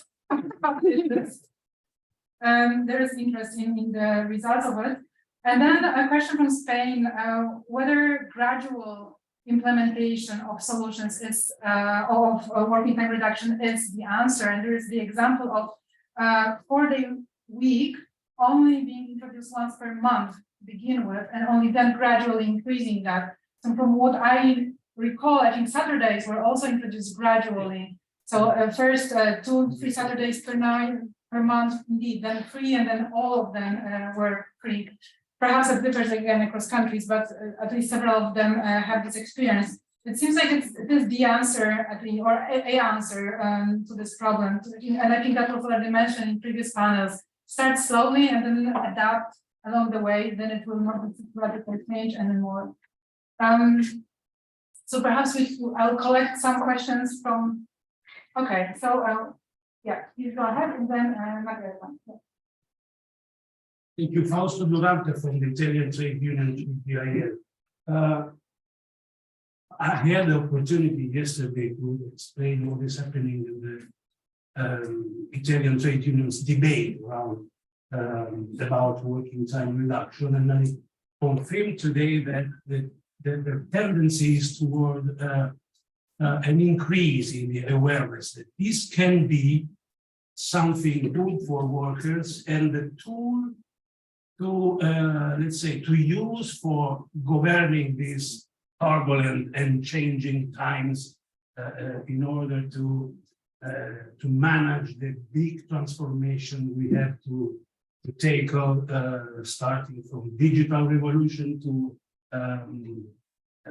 climate change impact on industry and production and so on. So the 3 Italian Confederation affiliated to ETUC and to ITUC are discussing this issue in their internal levels, and they are starting, even if with some kind of difficult situation from sector to sector, are starting entering into negotiation at sectoral level. We had different situations in the past days, but I want to make 2 concrete examples. One is the industry of marble extraction in Carrara, in the Tuscany region, where you know we have one of the most important marble industry in the world. The workers in that industry they had a 5 days strike to promote their provincial contractual arrangement. And one of the demands was the reduction of the working time.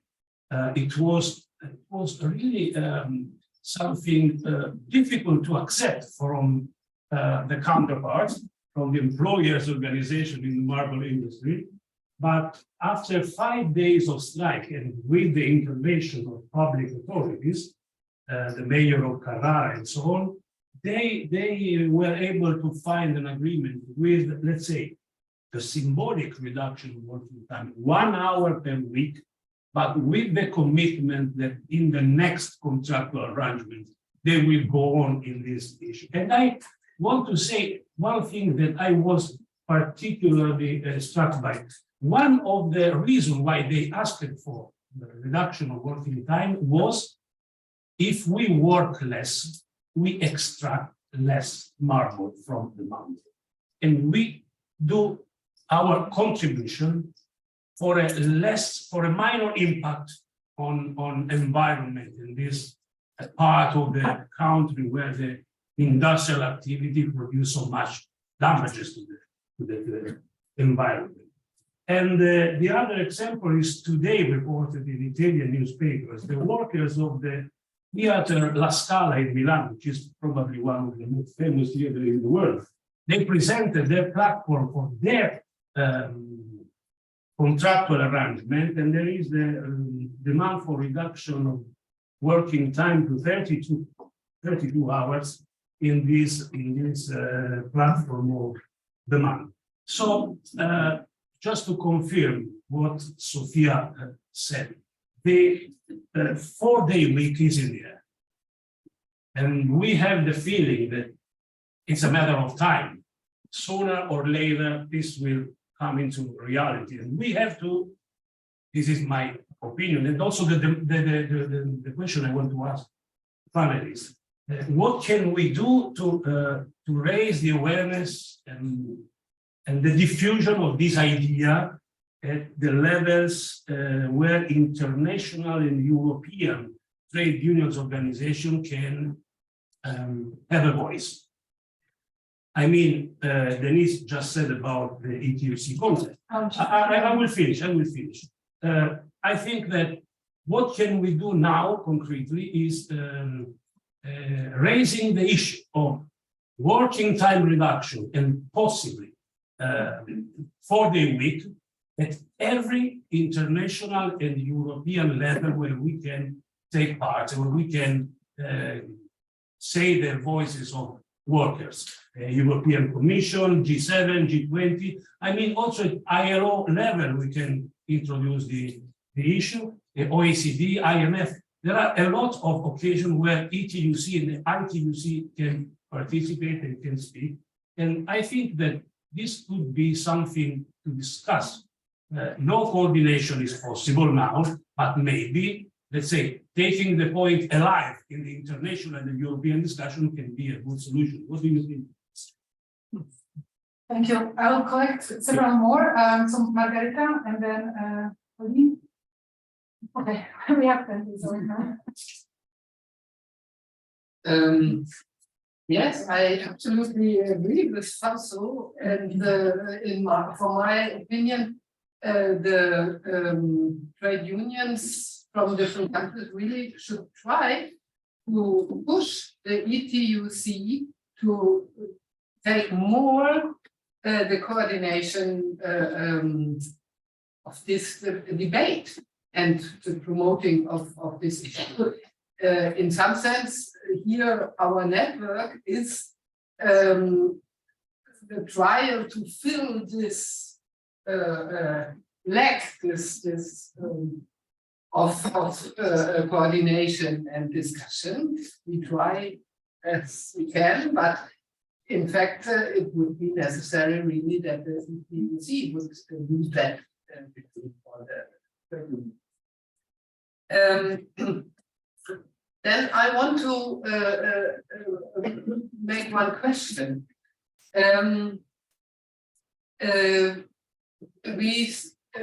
I agree completely that we need a strong narrative But at the same time, I think we need very practical means to fight against the prolongation of working time.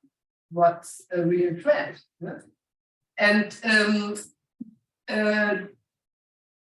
what do you in the panel think about the means we now have got from the European High Court with the decision that every minute of working time has to be documented by the employer.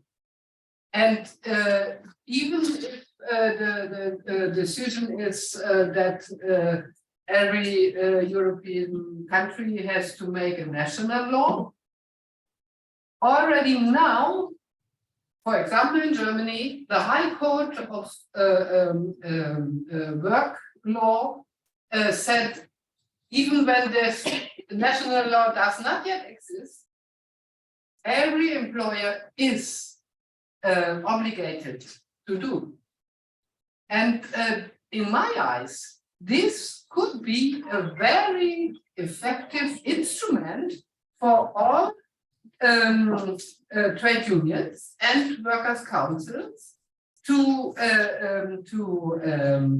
limit this overwork, unpaid overwork, not rated credit overwork, and so on. What are you thinking about that? Thank you, Colin. I would love to hear also your opinion about how working time reduction can be thought of working time sharing and how it can be used to reduce unemployment as well. And because we will think how to frame and how to gain support with working time reduction, if that could also be strong arguments that it can also be used to reduce unemployment. Thank you, Anthony. Very quick. I found it a bit frustrating seeing this kind of debate we get lost into about 4-day week versus a shorter working week versus shorter working time versus work reduction time, and I don't think it gets us very far. And I think some of the one of the graphs that was up earlier about work is in favour of a general reduction in working time, but not in favour of a 4-day week. But I think that's a bit of that's not. I mean, 4-day week is a general reduction in working time. So I think we're getting a bit lost in the debate sometimes. And you know, one of the arguments is that a 4-day week is confusing, and yes, it does get confused. Compressed hours sometimes. Although us as campaigners, we do make the case that compressed hours isn't a 4-day week. But I don't see how a general reduction in working time is any less confusing than a 4-day week. And I think my question is, we've had a lot from the panel about what's not possible, why this isn't quite right for workers. What is the right form of reduction in working time, and how are we going to achieve it? Thank you. So we have 5 minutes left. I will ask each speaker to perhaps have 1 minute of the answer. Another question. 30 seconds. Okay. Just to point out one thing that was absent is when we talk about fighting for wages, it's like a battle that's always every year, and you know very quickly, for example, with inflation, a battle of many years that gets lost. The reduction in working time, on the one hand, historically, it's gains, and that's it. So it has this permanent element to it. When we got to weekends, we didn't go back, and no one really thinks that it's better to organize the economy over 6 days. Schools open 6 days, banks open 6 days. No one is talking on those terms. So this has much more permanent element to it than the wages. Something would you like to say? Yes. Okay. 1 minute. Yeah, there would be so many things. Where can I start? Now, if it's the last round, then I think it's important to highlight for me that yes, I agree, we have to keep the flame burning, even if now our members would have different priority. I mean, that's clear for me, and I'm sorry to say that so open, but there is no discussion about it. And I think it's not, well, it's not the best time for that, but it's also not the worst time, because what we see is in all the surveys that work-life balance and well-being is a much higher priority for the young generation than it was before. There's always the question, what is more important, wages or work-life balance? But in fact, it's both, it has both the same value for the younger generation. And I think we have to look for the future and maybe also collective bargaining policies for the younger generation. So I think this is something we have to work with as trade unions, and actually, I don't care which is the right way for working time reduction. I mean, we can discuss about it, and of course we have to discuss about it. But in fact, I think the narrative about working time reduction and that it is necessary, it is possible, and we can finance it, this is the most important thing for me to create at the moment. And when I look at what companies are doing and employers are doing, yes, employers are talking about 6 days work per week. Yes, they are. We are confronted with it. So it's not that we don't have this problem. But I also see that employers are at least thinking loudly about implementing 4-day working weeks, even in industry. They don't implement it at the moment, but I had a chat with a CEO of a big automotive supplier, and he said, whoa, if we would go out into the press with a 4-day working week, the skilled workers would come to our company in just a lot of skilled workers would come to us, and we have a lack of skilled workforce at the moment. So I think this is also a momentum we have to use, because companies have to offer good working time schemes for the workers, because they have to attract them somehow. Yeah, and it's Just taking this up and the question that was raised there. Yes, certainly unemployment must still be, fighting unemployment must still be a goal of working time reduction if unemployment is high. In Switzerland, we have, and I think in other European countries too, much more a problem of underemployment, like people that want to work more than they have, like actually than they are employed for. So it also be means to fight underemployment, and as Sophie said, paradoxically also to fight against the lack of skilled workers. I think this is like the whole range we have to use work time reduction for. And my last comment will be on that question of graduality that was raised right at the beginning in the chat. I think we should never forget that over decades, work time reduction has been a fight in gradual progresses. This was about 1 hour, 2 hours, sometimes even half hours. And in the whole, this made a big picture of enormous progress over a century, and massive changes are the exception. And this is also something I always have to explain, like my alliance partner in the climate movement, for example, who demand like a 4-day week of 24 hours, which is a very good vision. But like realistically, often progress is gradual, but still we have to, that is my last word, we have to be prepared for the moment when social progress could become possible in a like more massive way. And this is what we also mean like that strong narrative. Okay, in short, so I totally support what you say from Gemeta. I agree with you. And also, I think that maybe we can have some the unions that want to put forward this idea of working time reduction. They can see themselves, meet themselves, and in order to make those ideas progress internally, make it short. And the question about the European Court of Justice. This is key issue because for France, does often be a very powerful weapon, because in France, definition of working time is under the definition by the European Court of Justice. In France, we talk about temps de travail effectif, which is not as favorable as European Court of Justice. And there are many, many examples about working time, paid leave, etc., etc. So the unions, they have to use that in ensuring that into their demands and their strategy, and it works. For example, I would like to continue discussion with you on this issue because CGT works a lot with that. I will be short too. At CGT, as I said, the unemployment is a big issue for us, and we think that working time reduction is a solution.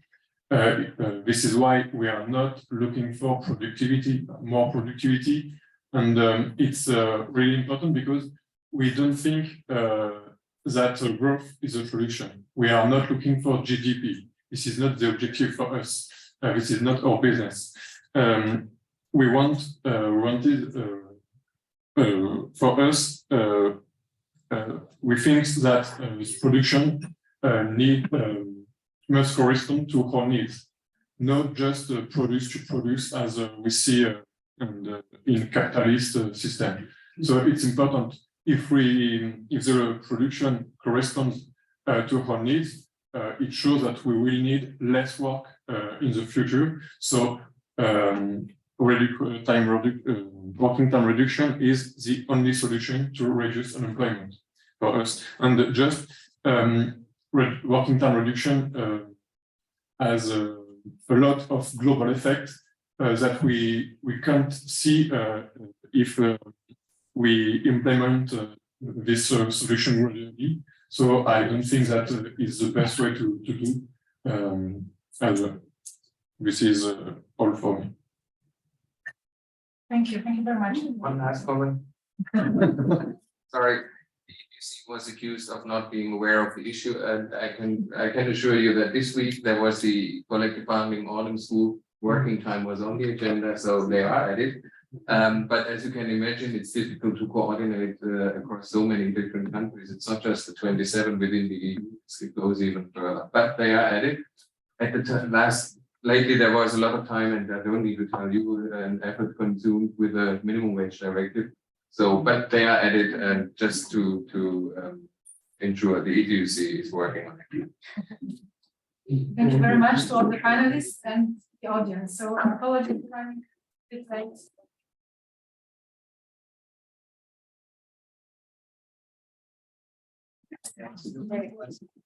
You guys gonna? Yeah, maybe. I'll say so.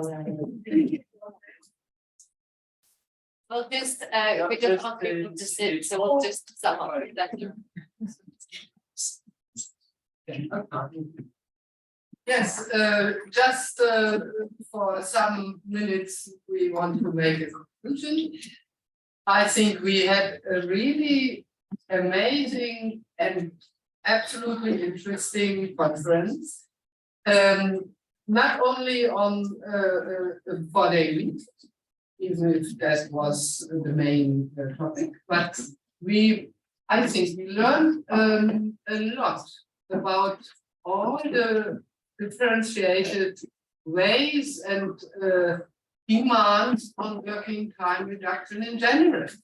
And hopefully, I have the impression that also the goal, the aim of our European Network for the Fair Sharing Working Time, to bring together different organizations, different trade unions, different countries with their activities on working time reduction, really has been realized. I am so glad that we have today now also from Italy, from France, from Switzerland, from Germany also, and from Greece here participants, and really new ideas and inspiring projects. Yes, so I thank you a lot and give the word to Adrian for the consequences and practical. Yes, so thank you for coming, everyone, online or in presence. So we thank first the people that are also supporting the network and supporting the organization of this conference. So the European Trade Union Institute, the Rosa Luxembourg Foundation, and the Alex Felix Foundation, and many foundations. So thank you. The next step, as Margareta has said, realizing our aim, so we continue to do it. So we will have our next meeting in the next years. But the next small step in piece of action is that we will launch our website by the end of the year for the European network, and we can share all information about this conference and the previous conference, and also of future events. The idea is also to launch hybrid events or online events to keep the contact between everyone. And we invite you, if you are not already registered to our newsletter, to sign in, and we'll be continuing diffusing information about working time reduction experimentation and what's going on in Europe. So thank you for coming in today. You will have a good day, a good weekend, and we are very excited to see you on our next event. Thank you.